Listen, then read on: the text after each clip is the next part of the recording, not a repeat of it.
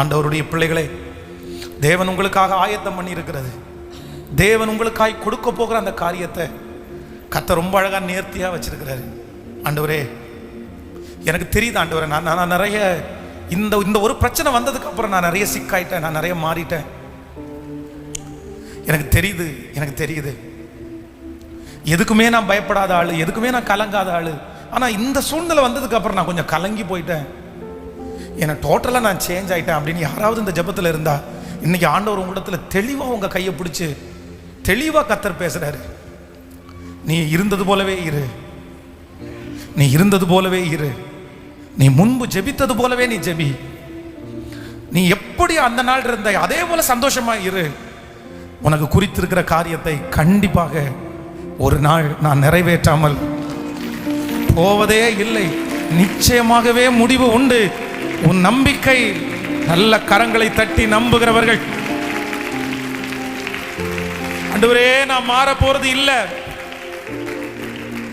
நான் மாற போறது இல்லை, நான் எந்த சூழ்நிலைகளுக்கும் ஜெபிக்கலாமா? எத்தனை பேர் ஜெபிக்க போறேன் என் கூட சேர்ந்து? இந்த செய்தி பிரசங்கம் பண்ணி கொண்டிருக்கும் போதே ஜெபம் பண்ணுங்க. நம்முடைய பிள்ளைகள் நம்மளை சிங்கத்திற்கு ஒப்புமையா நம்மளை பார்க்குற நாட்கள் வரணும். எங்க அம்மாவை பற்றி எனக்கு தெரியும்ப்பா, எங்க அப்பாவை பற்றி எனக்கு தெரியும்ப்பா, அவரெல்லாம் எந்த பிரச்சனைக்கும் மாறுற ஆள் கிடையாது. ஹல்லேலூயா. அவர் நேற்றையும் சாப்பிட்டாரு, அவர் இந்த சூழ்நிலையில அவர் சாப்பிடுவார். ஆமென். நிறைய பேருக்கு சாப்பாடே வேண்டாம். சிலருடைய சாப்பாடெல்லாம் ரொம்ப குறைஞ்சிருச்சு. எப்போ குறைஞ்சிருச்சு? எப்போ சாப்பாடு குறைஞ்சிருச்சு? எப்போ அந்த மாதிரி ஒரு சூழ்நிலைக்குள்ள நீங்க போனீங்களோ அப்போ நிறைய பேர் எதை குறைச்சிட்டாங்க தெரியுமா? சாப்பாட்டை குறைச்சிட்டாங்க. நான் கேட்டா ஒன்று சொல்லுவாங்க, நான் சாப்பிட்டு என்னத்தை கண்டேன்? சாப்பிட்டு மட்டும் என்ன வாழுது? ட்ரெஸ் செஞ்சு நல்ல ட்ரெஸ் உடுத்தி மட்டும் என்ன வாழுது? இல்லை, எனக்கு எல்லாவற்றிலையும் மனரம்யமாக இருக்கிறதற்கு நான், ஆண்டவரே எனக்கு ஒரு இருதயம் தாருங்க ஆண்டவரே, எனக்கு ஒரு இருதயம் தாருங்க ஆண்டவரே. எத்தனை பேர் ஜெபிக்க போறீங்க? இந்த பலிபீடத்தில் இந்த பிரசங்கத்தை பண்ணும்போதே நான் ஜெபத்தோட கேட்கிற ஆண்டவரிடத்தில், ஆண்டவரே எந்த சூழ்நிலையில நீர் என்ன நடத்தினாலும் நான் ஒரே மாதிரி மாறாம அதை எதிர்கொள்றதற்கு அப்படிப்பட்ட ஒரு ஃபெய்த்தை எனக்குள்ள தாங்க. அதுதான் விசுவாசத்தினுடைய பெரிய அளவுகோல்னு நான் நம்புறேன். அதுதான் ஆண்டவர் மேல நான் வச்சிருக்கிற விசுவாசம். என்னுடைய பிரச்சனை மாறி போகும், ஆனா நான் மாறவே மாட்டேன்றதான் ஆண்டவருடைய பிள்ளைகளுக்கு ரொம்ப அழகு. ஜெபம் பண்ணுங்க, கேளுங்க ஆண்டவரிடத்துல, ஏசப்பாட்ட ஜெபம் பண்ணுங்க, அந்த கிருபையை கர்த்தரிடத்துல கேளுங்க. ஹல்லேலூயா, ஹல்லேலூயா. சத்தத்தை உயர்த்தி நிறைய பேர் ஆண்டவரை திடப்படுத்துறதை நான் பார்க்கிறேன். இந்த சத்தத்தை கேட்கிற நிறைய பேர் ஆண்டவர் திடப்படுத்துறதை நான் பார்க்கிறேன். கர்த்தர் நிறைய பேரை தைரியப்படுத்துறதை நான் பார்க்கிறேன். ஆண்டவர் உங்களிடத்துல சில இடத்துல தெளிவாய் ஆண்டவர் பேசுகிறார். மகளே மகனே, திடன் கொண்டு தைரியமாய். ஓ ஹல்லேலூயா. நமக்கு செய்ய வேண்டியதை செய்து முடிக்கிற மகா பெரிய தேவனாகிய கர்த்தர். ஹல்லேலூயா. நன்றி ஆண்டவரே, நன்றி அப்பா, நன்றி.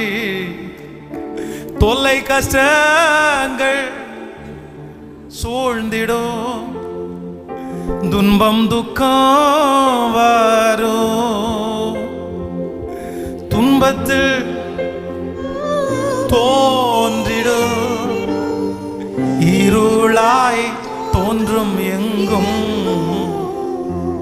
சோதனை வரும் வேளையில் சொற்கேட்கும் செவியிலே, பாரத்தில் இருந்து ஜெயம் வரும், பரன் என்னை காக்க வல்லோ. சொல்லுங்க சேர்ந்து, காக்கும் வல்ல மீட்பர் உண்டனக்கு,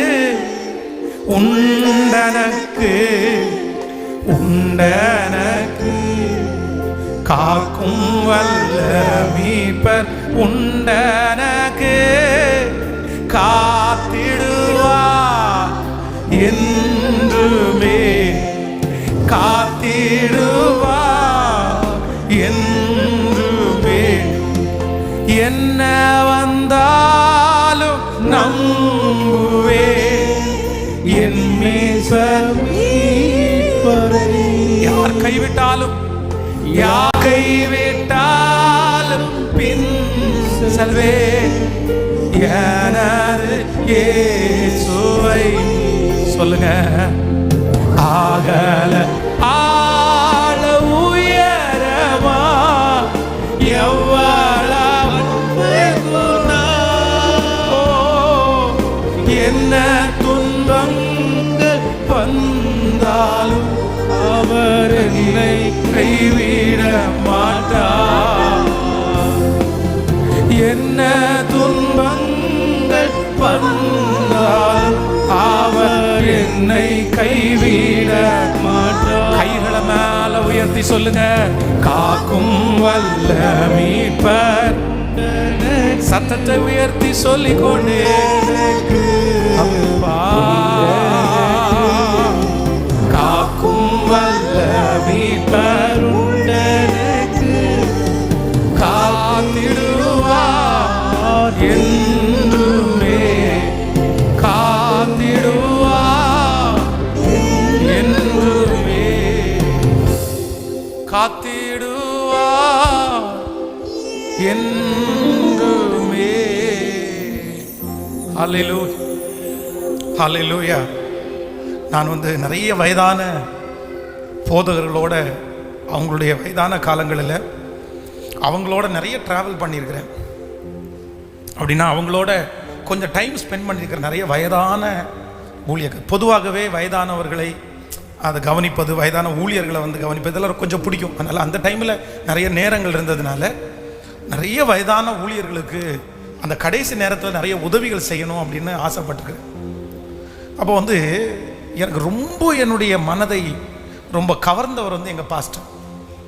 அவருக்கு அவர் ரொம்ப ஏஜ்டாக அவர் இறக்கலை. அவர் மரணம் அடையும் போது ஒரு 65 அந்த ரேஞ்சில் தான், அந்த 60 அந்த ரேஞ்ச் தான். ஆனால் அவர் தேவனுடைய ராஜ்யத்திற்கு அவங்க போவாங்க அப்படின்ற ஒரு வெளிப்பாடு அவங்களுக்கு வந்துருச்சு. நான் போயிடுவேன் அப்படின்னு. ஏன்னா அவங்க அம்மா மரணம் அடையும் போதே எங்கள் பாஸ்டர் 3 நாள் கன்வென்ஷனுக்காக சர்ச்சை விட்டு கிளம்புறாரு. அவங்க அம்மா ரொம்ப ஹெல்த்தியாக இருக்காங்க, அவங்க நடமாடிட்டு தான் இருக்காங்க. அவங்க அப்போ வெளியே பெட்டி எடுத்து வச்சுட்டு அவங்க சொல்கிறாரு, இந்த மாதிரி நான் வர்றதுக்குள்ளே அம்மாவுக்கு ஏதாவது ஆயிடுச்சு அப்படின்னா நீங்களே பார்த்துக்குங்க அப்படின்னு கிளம்புறாரு. அதே போல் அவர் கன்வென்ஷன் கொடுத்து போகிறார். 2வது நாள் அம்மா இறந்துடுறாங்க. நான் வர முடியாது, நான் கன்வென்ஷன் வந்துட்டேன், நீங்கள் அடக்கம் பண்ணுங்கன்றாரு. அடக்கம் பண்ணிட்டாங்க. எப்படி இதை எப்படி சொன்னீங்க அப்படின்னு கேட்டால், இல்லை நான் சொப்பனம் பார்த்தேன் ஒரு நாளைக்கு முன்னாடி. ஒரு ஒயிட் கலர் காரில் எங்கள் அம்மா உட்காந்துருக்காங்க. ஜன்னலுடைய அந்த கிளாஸை இறக்கிட்டு என்னை பார்த்து கை காமிக்கிறாங்க, டாட்டா காமிக்கிறாங்க. நானும் டாட்டா காமிக்கிறேன். ஸோ உடனே முடிவு பண்ணிட்டேன், அம்மா நம்மளை விட்டு போகிறதுக்குள்ள டைம் வந்துருச்சு அப்படின்னு சொல்லி ஜெபம் பண்ணி நான் ஆயத்தம் ஆகிட்டேன்னு எங்கள் பாஸ்டர் சொல்கிறேன். அதே போல் எங்கள் பாஸ்டர் ரொம்ப சிக்காகி அந்த மரண படுக்கையிலே இருக்கிறார். நிறைய பேர் அவர் திரும்ப எழும்புவார் அப்படின்னு நிறைய பேர் ஜெபம் பண்ணிகிட்டே இருக்கிறாங்க. வயசு ரொம்ப கம்மியான ஏஜ் தானே. ஆனால் எங்கள் பாஸ்டருக்கு அது தெரிஞ்சிச்சு போல, அண்டர்ஸ்டாண்ட், நான் தேவனுடைய ராஜ்யத்துக்கு போகிறேன் அப்படின்னு சொல்லி. ஆனால் அது கடைசி வரைக்கும் எங்கள் பாஸ்டர் ட்ரீட்மெண்ட் எடுக்கலை. அப்படின்னா மருத்துவமனைக்கு போகல. அவர் விசுவாசம், ஒரு மாத்திரை கூட அவர் சாப்பிட்டதில்லை.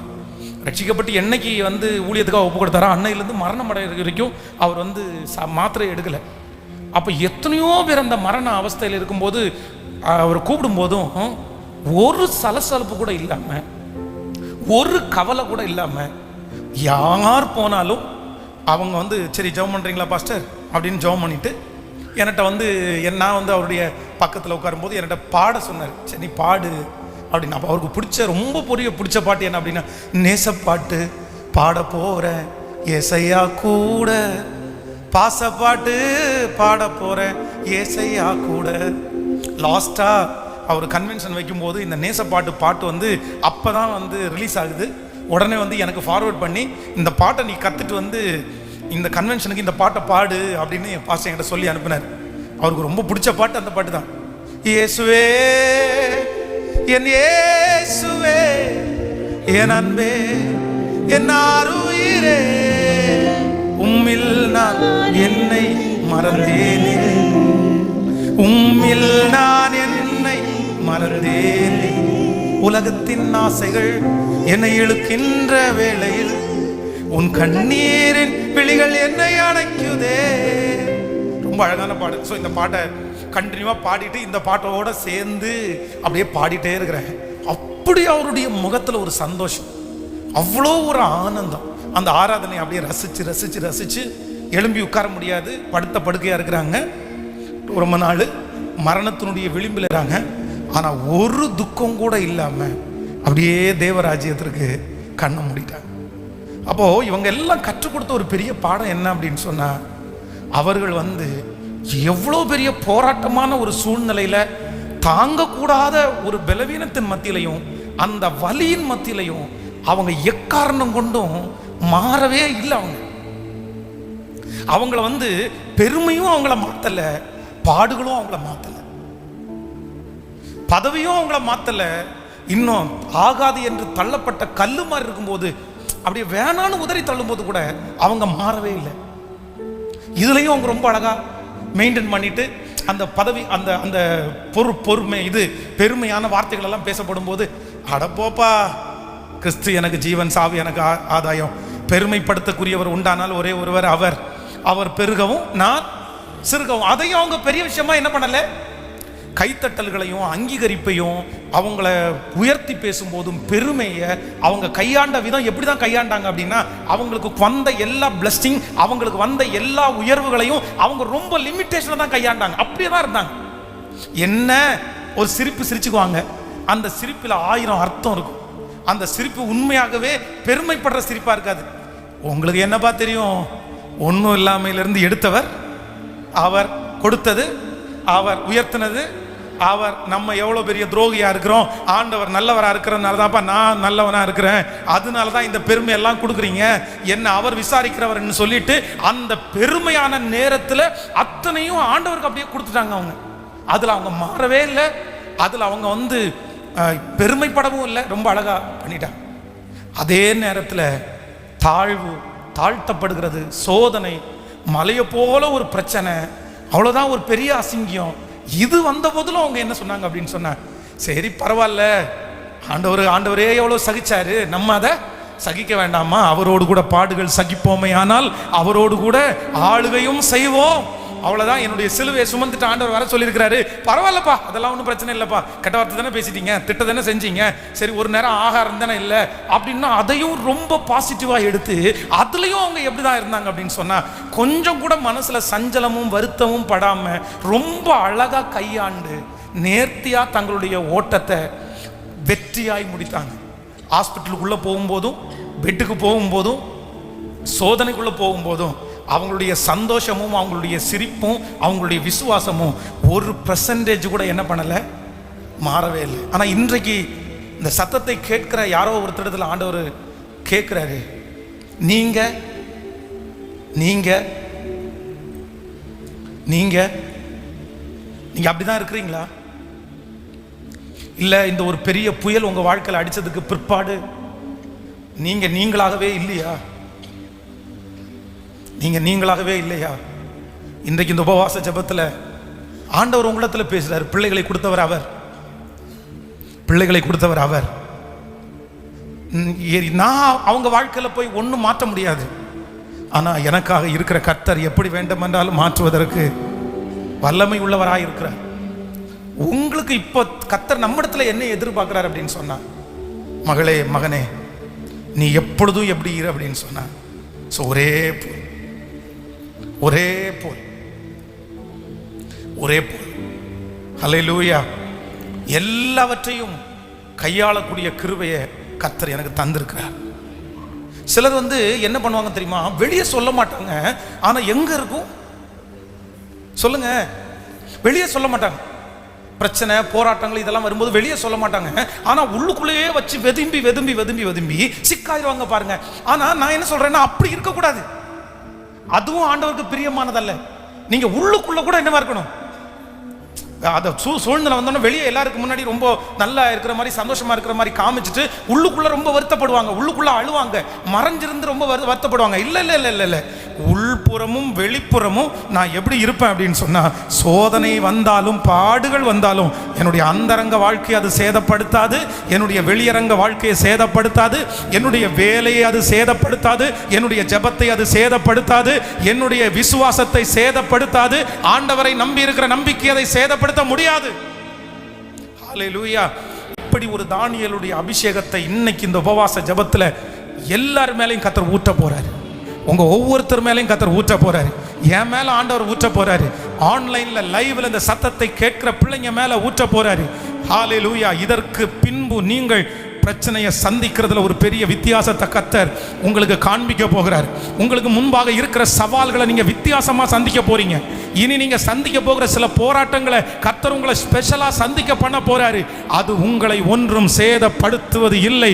நீங்கள் ஒரு தலைவனாய் தலைவியாய் தானியேலை போல ஒரு சலசலப்பு கூட இல்லாம சிங்கத்தை போன்ற பிரச்சனையே நீங்க நிறைய பேர் எதிர்கொள்ள போறீங்க. அந்த அபிஷேகத்தை ஆண்டவர் நம்ம எல்லாருக்கும் கர்த்தர் தர போறாரு. ஹல்லேலூயா. எத்தனை பேர் வாஞ்சையோட கேட்க போறீங்க? எத்தனை பேர் ஆண்டவருடைய சமூகத்தில் கேட்க போறீங்க? ஆண்டவரே, இன்றைக்கு இந்த உபவாச நாளில் எனக்கு ஒரு அபிஷேகத்தை என் தலையின் மேல ஊற்றுங்க. என்ன அபிஷேகம் அப்படின்னு சொன்னா, அந்த தானியேலிடத்தில் இருந்த பத்திரத்திற்கு கையெழுத்து வைக்கப்பட்டது என்று அறிந்திருந்தோம், பிரச்சனை தனக்கு முன்பாக வருகிறது என்று அறிந்திருந்தோம், தனக்கு எதிராக இருக்கிறது சிங்கத்தினுடைய வாய் என்று அறிந்த போதிலும் கொஞ்சம் கூட சனலமே இல்லாம முன்பு ஜெபித்து வந்தபடியே அதே இடத்துல அதே சாப்பாடை சாப்பிட்டு அதே ஜன்னலை திறந்து வச்சு அதே ஜெபத்தை ஏறெடுக்க முடியுமானால் இன்றைக்கு இந்த உபவாச ஜெபத்தில் உலாவுகிற கர்த்தர் என்ன அப்படி பயன்படுத்த முடியும் என்று நம்புறவங்க எல்லாரும் கர்த்தருடைய சமூகத்தில் அந்த கிருபைக்காய் கெஞ்சுங்க. சத்தத்தை உயர்த்தி எல்லாரும் கர்த்தரிடத்துல கேளுங்க. ஆண்டவரே, அந்த கிருபை எனக்கு வேணும்ன்றவங்க கர்த்தரிடத்துல கேளுங்க. ஹல்லேலூயா. சிங்க கெபியோ சூளை நெருப்பானாலும் என்ன ஒண்ணுமே பண்ண முடியாது. எனக்குள்ளே கர்த்தர் இருக்கிறார். ஜெபிங்க, அந்த கிருபையை கேளுங்க. ஸ்தோத்திரம். ஹல்லேலூயா. மனரம்யமா இருக்கிற அபிஷேகம், சமாதானமா இருக்கிற அபிஷேகம், சுகத்தோடு இருக்கிற அபிஷேகம், சலசலப்பில்லாத அந்த வாழ்க்கை, மரணம் அடைகிற வரைக்கும், இந்த ராஜ்யத்தை விட்டு போகிற வரைக்கும் கேளுங்க. இது ஒரு பெரிய அபிஷேகம். எனக்கு வேண்டும் ஆண்டவரே, நன்றி அப்பா, எனக்கு தாரும் ஆண்டவரே. ஹல்லேலூயா. எல்லாருடைய கரங்களையும் தட்டி, ஓ சிங்க கேபியில் நான் இருந்தேன், அவர் என்னோடு அமர்ந்திருந்தார், சுட்டெரிக்கும் அக்கினியில் நடந்தேன், பனித்துளியா என்னை நினைத்தார். சிங்க கேபியில் நான் இருந்தேன், அவர் என்னோடு அமர்ந்திருந்தார், சுட்டெரிக்கும் அக்கினியில் நடந்தேன், பனித்துளியால் என்னை நனைத்தார். சிங்கக்கேவியோ சூளை நெருப்போ அவர் என்னை காத்திடுவார். சத்தமாய் பாடி, கேவியோ சூளை நெருப்போ அவர் என்னை காத்திடுவார். அவரே என்னை காப்பவர், அவரே என்னை காப்பவர், அவரே என்னை காப்பவர், அவரே என்னை காண்பவர். சிங்கக்கேவியோ சூளை நெருப்போ அவர் என்னை காத்திடுவார். சிங்கக்கேவியோ சூளை நெருப்போ அவர் என்னை காத்திடுவார். எதிரிகள் என்னை சுற்றி வந்தாலும் தூத சேனைகள் கொண்டு என்னை காப்பாரே. எதிரிகள் என்னை சுற்றி வந்தாலும் தூத சேனைகள் கொண்டு என்னை காப்பாரே. ஆவி நாடுத்தும் வெல்வேனே, சாத்தானை சமுத்திரம் வீழ்த்துவே.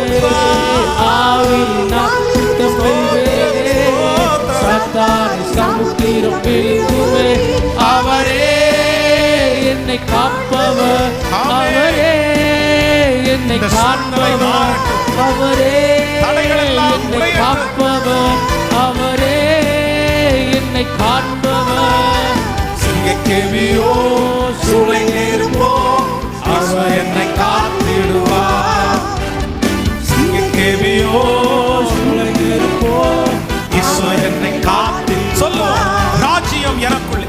ராஜ்யம் எனக்குள்ளே வந்ததால் சூழ்ச்சிகள் என்னை ஒன்றும் செய்யாது. திரும்ப திரும்ப சொல்லுவார், ராஜ்யம் எனக்குள்ளே வந்ததால் சூழ்ச்சி. சொல்லுங்க எல்லாரும் சத்தமா சொல்லுங்க, ராஜ்யம் எனக்குள்ளே வந்ததால். சத்தமாய் பாடி சொல்லுங்க, ராஜ்யம் எனக்குள்ளே வந்ததால் சூழ்ச்சிகள் என்னை ஒன்றும் செய்யாது. அற்புதம் எனக்காக செய்பவர் என்னை அதிசயமாய் நடத்துவார். அற்புதம் எனக்காக செய்பவர் என்னை அதிசயமாய் வழி நடத்துவார். அவரே என்னை காப்பவர், அவரே என்னை காண்பவர், அவரே என்னை காப்பவர், அவரே என்னை காண்பவர். சிங்கக்கேபியோ சூளை நெருப்போ அவர் என்னை காத்திடுவார். சிங்கக்கேபியோ சூளை நெருப்போ அவர் என்னை காத்திடுவார். இயேசுவே இயேசுவே என்னை காண்பவர், இயேசுவே என்னை காண்பவர், இயேசுவே என்னை காண்பவர், இயேசுவே என்னை காண்பவர். சிங்கக்கேபியோ சூளை நெருப்போ அவர் என்னை காத்திடுவார். சிங்கக்கேபியோ சூளை நெருப்போ அவர் என்னை காத்திடுவார். ஹல்லேலூயா. பலவிதமான கொந்தளிப்புகளை யவீரு என்கிற ஒரு தேவ மனுஷன் ஆண்டவரிடத்துல வந்து சொல்றாரு, ஆண்டவரே என்னுடைய மகள் மரணம் அடைகிறது மாதிரி ஒரு வியாதி அடைஞ்சிருக்கிறா, ஆனா நீங்க வந்தீங்கன்னா கண்டிப்பா அவங்களுக்கு ஒரு சுகம் கிடைக்கும். நீங்க கொஞ்சம் வீட்டுக்கு வந்து அவன் மேல கையை வச்சு ஜெபம் பண்ணிட்டீங்கன்னா போதும் ஆண்டவரே அப்படி. அப்போ சுற்றி இருக்கிற எல்லாரும் என்ன சொல்றாங்க அப்படின்னு சொன்னா, ஆண்டவரே நீங்க யாருடைய வீட்டுக்கு போறீங்க இல்லையோ இவன் வீட்டுக்கு கண்டிப்பா போகலாம். ஏன்னா இந்த மனுஷன் வந்து ரொம்ப நல்ல மனுஷன், ஜெபாலயத்தை எல்லாம் கட்டி இருக்கிறான், சாட்சி உள்ள பையன், போலாம் அப்படின்னு சொன்ன உடனே சரி அப்படின்னு ஆண்டவர் கிளம்புறார். போற வழியில ஒரு அற்புதம் நடக்குது. டைம் ஆயிருச்சு. இப்போ திரும்பி பிரயாணம் பண்ணும்போது அந்த விட்டுட்டு வந்தாரு பாருங்க, அவருடைய வீட்டில் இருக்கிற ஒரு சிலர் வந்து என்ன சொல்றாங்கன்னா, எப்பா நீ வந்து போதகரை வருத்தப்படுத்த வேண்டாம், உன் பொண்ணு நீ போகும்போது உயிரோட தான் இருந்தா, ஆனா இப்ப என்ன பண்ணிட்டா, மறிச்சு போயிட்டா, டைம் ஆயிடுச்சு. அந்த உயிர் கொஞ்சம் கொஞ்சமா பதபதிச்சுட்டு இருந்துச்சு. பட் நீங்க கொஞ்சம் சீக்கிரம் வந்திருந்தீங்கன்னா 5 நிமிஷத்துக்கு வந்திருந்தீங்கன்னா உயிரோட இருந்திருப்பா, இப்ப செத்து போயிட்டா, நீ விட்டுருங்க அப்படின்னு சொல்லி சொல்றாங்க. இப்போ இவ்வளவு தூரம் டிராவல் பண்ணி சரி தன்னுடைய அவருக்குள்ள ஒரு பெரிய விசுவாசம் இருந்துச்சு, பெரிய நம்பிக்கை, எப்படியாவது என் மகளை ஏசப்பா தேடி வருவாரு, தொடுவாரு. அதுவும் இங்க இருந்து கிளம்பும் போது கூட இயேசு வருவாரா வரமாட்டாரான்ற ஒரு ஆக்சுவலேஷன் இருந்துட்டே இருக்கலாம். ஆனா இயேசுவை பார்த்து இயேசு வா போலாம் அப்படின்னு சொன்ன உடனே யவீருடைய மனசுக்குள்ள ஒரு பெரிய விசுவாசம் வந்துருச்சு. இன்னைக்கு கண்டிப்பா என் மக உயிரோட எழும்புவது நிச்சயம், உறுதி. இயேசு கிளம்பி டிராவல் பண்ண உடனே அவனுக்கு அவ்வளவு மகிழ்ச்சி. ஆனா திடீரென்று அவன் நினைச்சது எதுவுமே நடக்காம இப்படி நடக்கும்னு நினைச்சது ஆப்போசிட்டா தன்னுடைய பிள்ளை செத்த துக்க செய்தி வருது. அப்படியே முகம் எல்லாம் அப்படியே அவருக்கு வாடி போயிருச்சு. என்னதான் விசுவாசிக்கிறவனா இருந்தாலும், என்னதான் ஆண்டவரோட நடந்தாலும், தான் நினைச்சு கற்பனை பண்ணி ஆசைப்பட்டது தனக்கு எதிராய் நடக்கும்போது அவனால தாங்கவே முடியல. இன்றைக்கு இந்த ஜபத்தில் இருக்கிற நீங்க நினைச்சது, ஆசைப்பட்டது, கற்பனை பண்ணினது இந்த வருஷம் ஆரம்பிக்கும் போது கண்டிப்பா இது நடந்துரும், ஆண்டவர் வாக்குத்தத்தம் கொடுத்துட்டாருன்னு நீங்க நினைச்சு டிராவல் பண்ணது அந்த யவீரு மாதிரியே நீங்க நிறைய பேர் இருக்கலாம். ஆனா இப்பொழுது அந்த யவீரு மாதிரியே உங்களுடைய கண்களுக்கு முன்பாக நீங்க விசுவாசித்த, நீங்க ஜெபித்த, நீங்க தீர்க்க தரிசனம் உரைக்கப்பட்டது என்று சொன்ன அந்த சம்பவம் உங்களுக்கு நெகட்டிவா இனி அது நடக்காதுன்னு வந்து நிக்கலாம். ஆனா இயேசு அவனை பார்த்து சொல்றாரு, நீ பயப்படாத, நீ விசுவாசம் உள்ளவனா இரு, நீ விசுவாசம் உள்ளவனா இரு. அந்த வார்த்தையை ஆண்டவர் லூக்கா 8ஆம் அதிகாரம் 50வது வசனத்திலே இயேசு அதை கேட்டு பயப்படாதே, விசுவாசம் உள்ளவனாயிரு, அப்பொழுது அவள் ரட்சிக்கப்படுவாள் என்றார். ஆமென் சொல்லுங்க. நீங்க நினைச்சிருக்கிற காரியத்திற்கு நேராக ஆண்டவர் அந்த வார்த்தையை கர்த்தர் சொல்றாரு. அந்த வார்த்தை நீங்கள் எதிர்பார்த்து இருக்கிறது உங்களுக்கு எதிர்விரமாய் வந்தாலும் கர்த்தர் அந்த செய்தியை மாற்றி நல்ல செய்தியாய் திசை திருப்பி, உங்களிடத்திலே வந்த அந்த செய்தியை கர்த்தர் அழித்து போட்டு ஒரு நல்ல செய்தி உங்கள் காதுகளிலே கேட்க செய்கிற கர்த்தர். ஹல்லேலூயா. அப்போ ஆண்டவர் அந்த இடத்துல அவசர அவசரமா இல்லைன்னா ரொம்ப கவலைப்பட்டு அப்படியெல்லாம் சொல்லாமல் என்ன பண்ணார் அப்படின்னு சொன்னா, சரி டைம் ஆச்சு, இல்லை நான் வர்றதுக்கு காலதாமதம் ஆச்சுன்னு நினச்சி நீ மனசை போட்டு ரொம்ப உழப்பிட்டு நீ மனசில் துக்கம் பட்டிருக்காத, ஃப்ரீயாக விடு, நம்ம பார்த்துக்கலாம் அப்படின்னு சொல்கிறார். ஹல்லேலூயா. ஆண்டவர் நம்ம நிறைய பேரிடத்துல சொல்கிற ஒரு பெரிய வார்த்தை என்ன அப்படின்னா, ஃப்ரீயாக விடு அப்படின்றார். ஹலோ, நிறைய பேருக்கு ஏற்றுக்கவே முடியல. நிறைய பேருக்கு ஃப்ரீயாக தான் விட முடியாது. எப்படி ஃப்ரீயாக, என்னமோ இவங்களே அதை செஞ்சு முடிச்சிடறது மாதிரி, இவங்களே அதை பண்ணுற மாதிரி எப்படி ஃப்ரீயாக விடுறது? ஆனால் உண்மையாக ஆண்டவர் மேலே விசுவாசம் இருந்தா, நீங்கள் நம்புறதா இருந்தா, ஆண்டவர் உங்களை பார்த்து என்ன சொல்கிறார் அப்படின்னா, ஃப்ரீயாக விடு, உன் உடம்பை கெடுத்துக்காத, உன் மனசை கெடுத்துக்காத, உன் வாய்ஸ் நாட்களை குறிக்கிறாத, உடைய ஊழியத்தை விட்டுறாத, ஃப்ரீயாக விடு. அது எப்போ நடக்குமோ கண்டிப்பாக அன்றியமோட தீர்மானத்தின்படி அழைக்கப்பட்டவர்களாகி தேவனிடத்தில் அன்பு கூறுகிறவர்களுக்கு சகலமும் நன்மைக்கு ஏதுவாகவே.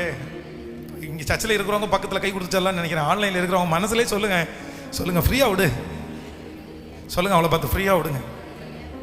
கேட்கல, நிறைய பேருக்கு வரலையே வார்த்தை. ஆமென், ஹல்லேலூயா. இப்போ நம்ம தமிழ்நாட்டில் இருக்கிற ஒரு சிஎம்ஓன்னு வச்சுங்களேன், பெரிய போஸ்டிங்கில் இருக்கிற ஒரு பெரிய பிரச்சனைக்காக நீங்கள் போய் நிற்கிறீங்க. அவரை சந்திக்கக்கூடிய ஒரு வாய்ப்பு உங்களுக்கு கிடைச்சிருச்சு. ரொம்ப நாளாக நிலுவையில் இருக்கிற ஒரு பிரச்சனை, அவர் வாங்கி பார்த்துட்டு சரி ஃப்ரீயாக விடுங்க நான் பார்த்துக்கிறேன் அப்படின்னு சொன்னால் அது நடக்குமா? கண்டிப்பாக நடந்துடும். ஏன்னா அவருக்கு பக்கத்துலேயே 20 பேர் 30 பேர் நின்றுருப்பாங்க. தலைவரே சொல்லிட்டாரியா, உடனே அதை பார்த்து முடிச்சு விடணும், இல்லைன்னா பிரச்சனை ஆயிரும் அப்படின்னு சொல்லி. அப்போது நமக்கு ஒரு பெரிய அதிகாரத்தில் இருக்கிற பெரிய வசதி படைத்த யாராவது ஒருத்தர் நமக்கு ஹோப் கொடுத்தாங்கன்னா உடனே ஒரு நம்பிக்கை வந்துடுது, அவங்க செஞ்சிருவாங்கன்னு. நான் சொல்கிறேன், இப்போ உங்களுக்கும் எனக்கு நம்பிக்கை கொடுக்குற ஒரு மனிதன் அல்ல, கர்த்தர் நம்பிக்கையை கொடுக்குறார். முந்தினவைகளை நினைக்க வேண்டாம், பூர்வமானவைகளை சிந்திக்க வேண்டாம். இதோ நான் புதிய காரியத்தை உனக்கு நான் செய்வேன், அது வனாந்தரத்திலே வழியையும் அவாந்தர வெளியே ஆறுகளையும் உண்டு பண்ணுவேன். ஏசாயா 43:18-19 வசனத்தை கர்த்தர் அப்படியே ஆம் என்றும் ஆமேன் என்று நமக்கு அப்படியே நிறைவேற்ற போறார். ஆமேன், ஹல்லேலூயா. ஸோ இன்னைக்கு இந்த உபவாச ஜெபத்தினுடைய சாராம்சமே என்ன அப்படின்னு சொன்னா, தேனை கண்டாயானால் மட்டாய் சாப்பிடு, மிதமிஞ்சி சாப்பிட்டா வந்து எடுப்பாய். அதனால இன்னொன்று கீவேர்டு மாதிரி வச்சுக்கோங்க, ஃப்ரீயாக விடு. ஹல்லேலூயா. அதுக்காக நமக்கு முன்னாடி இருக்கிற எதையுமே நம்ம என்ன பண்ணிட வேண்டாம், எதையுமே இழந்துட வேண்டாம். அதான் வேதத்தில் ஆண்டவர் சொல்லியிருக்கிறாரு, அனாதை பிள்ளைகளுக்கோ அநேக தாய் தகப்பன் இருக்கிற மாதிரி, அது மாதிரி பிள்ளை இல்லாத மலடிக்கு அநேக பிள்ளைகள் இருக்கிறது மாதிரி நமக்கு இந்த உலகத்தில் ஒரு ஆசீர்வாதம் கொடுக்கப்படாவிட்டா இந்த உலகமே நமக்கு ஆசீர்வாதம் கேட்கல. சில ஆசீர்வாதங்கள் நமக்கு கொடுக்கப்படாவிட்டா நமக்கு ஒன்றா கொடுக்கறதுக்கு ஆண்டவர் விருப்பம் இல்லை, 1000 நமக்கு கொடுக்கறதுக்கு கர்த்தர் விருப்பமாக வச்சிருக்கிறார். ஆமென். நீங்கள் ஒன்றுக்காக ஆசைப்படுவீர்கள், ஆனால் ஆண்டவர் சொல்கிறாரு, உன்னை ஒருத்தரை நம்பி இல்லை, திரளானதை நம்பி நான் உனக்கு வச்சிருக்கிறேன். ஆமென் சொல்லுங்க பார்க்கலாம். ராஜ்யம் எனக்குள்ளே வந்ததால் சூழ்ச்சிகள் என்னை ஒன்றும் செய்யாது, அற்புதம் எனக்காக செய்பவர் என்னை அதிசயமாய். எல்லாருடைய கரங்களையும் தட்டி ஹல்லேலூயா, ஆமென் ஜீசஸ். ராஜ்யம் எனக்குள்ளே வந்ததால் சூழ்ச்சிகள் என்னை ஒன்றும் செய்யாதே. ராஜ்யம் எனக்குள்ளே வந்ததால் சூழ்ச்சிகள் என்னை ஒன்றும் செய்யாதே. அற்புதம் எனக்காக செய்பவர் அதிசயமாய் வழி நடத்துவார். அற்புதம் எனக்காக செய்பவர் என்னை அதிசயமாய் வழி நடத்துவார். அவரே என்னை காப்பவர், அவரே என்னை காண்பவர், அவரே என்னை காப்பவர், அவரே என்னை காண்பவர். சிங்கக்கேவியோ சூளை நெருப்போ அவர் என்னை காத்திடுவார். பாடிக்கொண்டே விசுவாசத்தோடு பாடிப்போ அவர் என்னை காத்திடுவார். எதிரிகள் என்னை சுற்றி வந்தாலும் தூத சேனைகள் கொண்டு என்னை காப்பாரே. எதிரிகள் என்னை சுற்றி வந்தாலும் தூத சேனைகள் கொண்டு என்னை காப்பாரே. ஆவி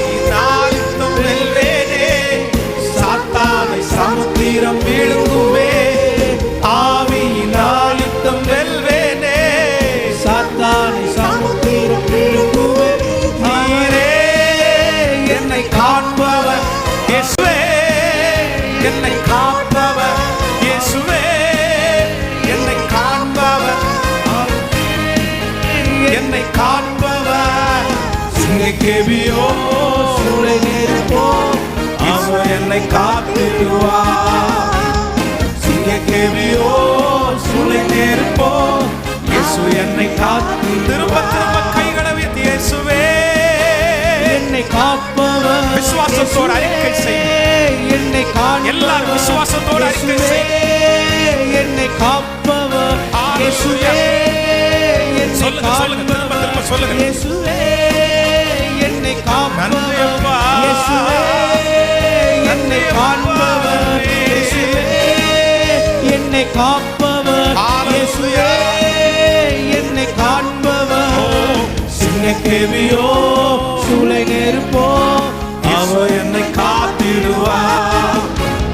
சிங்கக்கேபியோ சூளை நெருப்போ இயேசு என்னை காத்திடுவார். ஹalleluya. நீங்க பிரசங்கியின் புத்தகத்தில் வாசிக்கும் போது வேதம் சொல்லுது, ஒவ்வொன்றுக்கும் ஒவ்வொரு காலம் உண்டு, ஒவ்வொன்றுக்கும் ஒவ்வொரு சமயம் உண்டு. நட ஒரு காலம் உண்டாமா, நட்டதை பிடுங்கிறதுக்கு ஒரு காலம் உண்டாமா. அப்போ ஆண்டவர் வேதத்தில் என்ன எழுதி வைத்திருக்கிறார் அப்படின்னா, ஒவ்வொன்றுக்கும் ஒவ்வொரு காலத்தை ஆண்டவர் நியமித்திருக்கிறார், வச்சிருக்கிறார். நீங்கள் மத்தேயு எழுதின சுவிசேஷத்தில் வாசிக்கும் போது வேதம் சொல்லுது, ஆண்டவர் அந்த பட்டணத்துக்கு முன்னாடி போய் நின்று என்ன சொல்றாருன்னா, நான் உன்னை சந்திக்கும் இந்த காலத்தை நீ அறியாதிருக்கிறபடினால். அப்படின்னா அங்க ஒரு காலத்தை சொல்றாரு, உன்னை நான் சந்திக்கிறதுக்கு எத்தனையோ டைம் நான் வந்தேன், உன்னை எச்சரித்தேன், உன்கிட்ட பேசினேன், ஆனா நீ அறியவே இல்லை. உன்னை சந்திக்கிற காலத்தை நீ அறியாததுனால் இந்த கட்டடத்துல ஒரு கல்லின் மேல் ஒரு கல் இராதபடிக்கு போ. அப்போ ஆண்டவருடைய பிள்ளைகளுக்கு ரொம்ப அவசியமான ஒரு ஞானம் என்ன அப்படின்னா, காலத்தை அறிகிற அறிவு நமக்கு தேவை. நீங்க பாடுகளின் காலத்தில் இருக்கிறீங்களா, உபத்திரவத்தின் காலத்தில் இருக்கிறீங்களா? இந்த கால அளவு நம்ம டியூரேஷன், இதனுடைய கால அளவை நம்ம கணக்கிட முடியாது. அது எத்தனை வருஷம் நம்ம சொல்ல முடியாது. ஏன்னா கர்த்தருடைய பார்வைக்கு ஒரு நாள் 1000 வருஷம் போலவும் நேற்று கழிந்த நாளை போலவும் இருக்குன்னு சொல்றாருல, அந்த கால அளவா ஆண்டவருடைய காலம் என்ன, நம்ம காலத்தை நம்ம பார்க்க முடியாது. ஆனா ஒன்று நீங்க நினைக்கணும், இன்னைக்கு நான் பாடு அனுபவிக்கிறதுக்குன்னு ஒரு காலத்தை கர்த்தர் வச்சிருந்தேன்னா கண்டிப்பாக எனக்கு ஒரு மகிமையான காலத்தை கர்த்தர் வச்சிருக்கிறாரு. நான் அதை பார்ப்பேன், நான் அதை அறிவேன், நான் அதை என்னுடைய கண்களால பார்ப்பேன். கர்த்தர் எனக்கு அதை வைத்திருக்கிறார். இதை எப்பவுமே நீங்க மறந்துடக்கூடாது. நம்ம இப்ப இருக்கிற காலத்தை நினைச்சு வேதனைப்படக்கூடாது, இனி வரக்கூடிய காலத்தை குறித்து சந்தோஷப்படணும். ஹல்லேலூயா. ஆனா சத்துருடைய ஒரு பெரிய வேலை என்ன அப்படின்னா, இப்ப இருக்கிற காலத்தை நினைச்சு கவலைப்பட வச்சு நம்மளை பலவீனத்துக்குள்ளாக்கி நம்முடைய மனதை சோர்வடைய பண்ணி நமக்கு இனி கர்த்தர் கொடுக்கிற காலத்துல நம்ம அதுல சந்தோஷமா அதை ஏற்றுக்கொள்ள முடியாத அளவுக்கு நம்ம மனசை வருத்தப்படுத்துறதுக்கு தான் சத்துரு நினைப்பான். இந்த உபவாச ஜபத்தில் இருக்கிற ஆண்டவருடைய பிள்ளைகளே, இப்ப நீங்க கடந்து போகிற இந்த காலம் இல்லைன்னா ஆண்டவர் இப்பொழுது உங்களை வச்சிருக்கிற காலம் ஒரு வித்தியாசமா, ரொம்ப கஷ்டமாய், ரொம்ப வேதனையானதா இருக்கலாம். நீங்க எதிர்பார்த்து கிடைக்காம காலதாமதமாகி அது தள்ளி போய் நீங்க வெறுத்து போய் மனசு விட்டு இருக்கலாம்.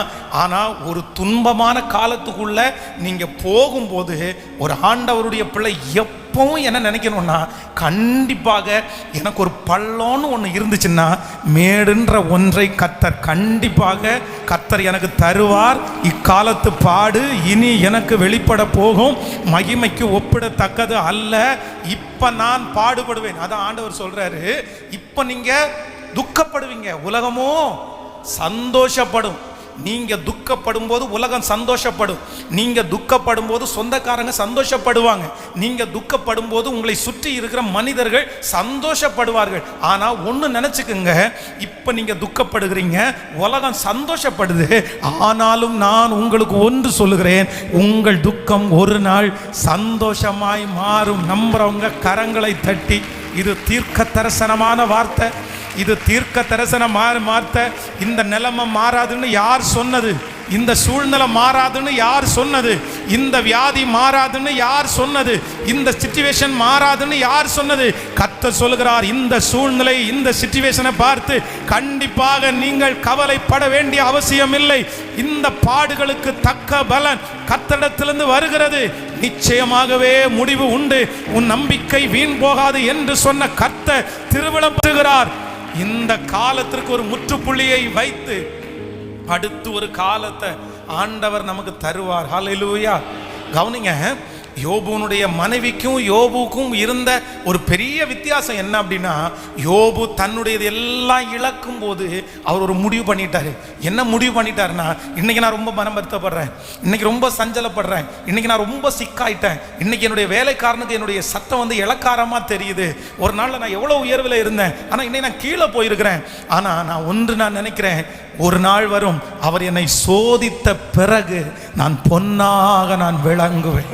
கண்டிப்பா ஒரு நாள் நான் பொன்னாக விளங்குவேன். பாருங்க, அதே மாதிரி அந்த கால அளவு முடியுது. கர்த்தர் யோபுனுடைய முன்னிலைமையை பார்க்கலும் அவனுடைய பின்னிலைமையை கர்த்தர் அதிகமாய் ஆசீர்வதித்து அவனை கர்த்தர் ரெண்டத்தனையாய் பெருக பண்ணினார்.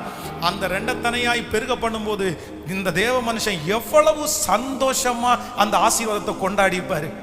ஆனா என்னதான் இருந்தாலும் யோபுனுடைய மனைவிக்கு வந்து ரெண்டாவது கொடுத்த ஆசீர்வாதத்தை கண்டிப்பா அவங்களால சந்தோஷமா கொண்டாடி இருக்க முடியாது. ஏன் தனக்கு சோதனையான ஒரு காலத்துல அவங்க என்ன பண்ணாங்கன்னா முறுமுறுத்தாங்க.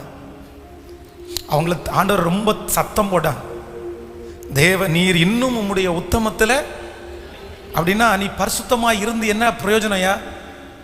நீ வேலைக்காரனுக்கு உண்மையா இருந்து என்ன பிரயோஜனையா? நீ சன்மார்க்கனா இருந்து என்ன பிரயோஜனையா? நீ தேவனுக்கு பயப்பட்டு பொல்லாப்புக்கு விலகி என்னையா பிரயோஜனம்?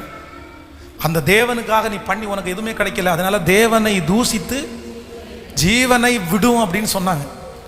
ஆண்டவரை தூசிக்க சொல்லிட்டாங்க. ஃபர்ஸ்ட் அவங்களுடைய ஆவிக்குரிய வாழ்க்கையை பேசினாங்க, ரெண்டாவது கர்த்தரையே பேசினாங்க.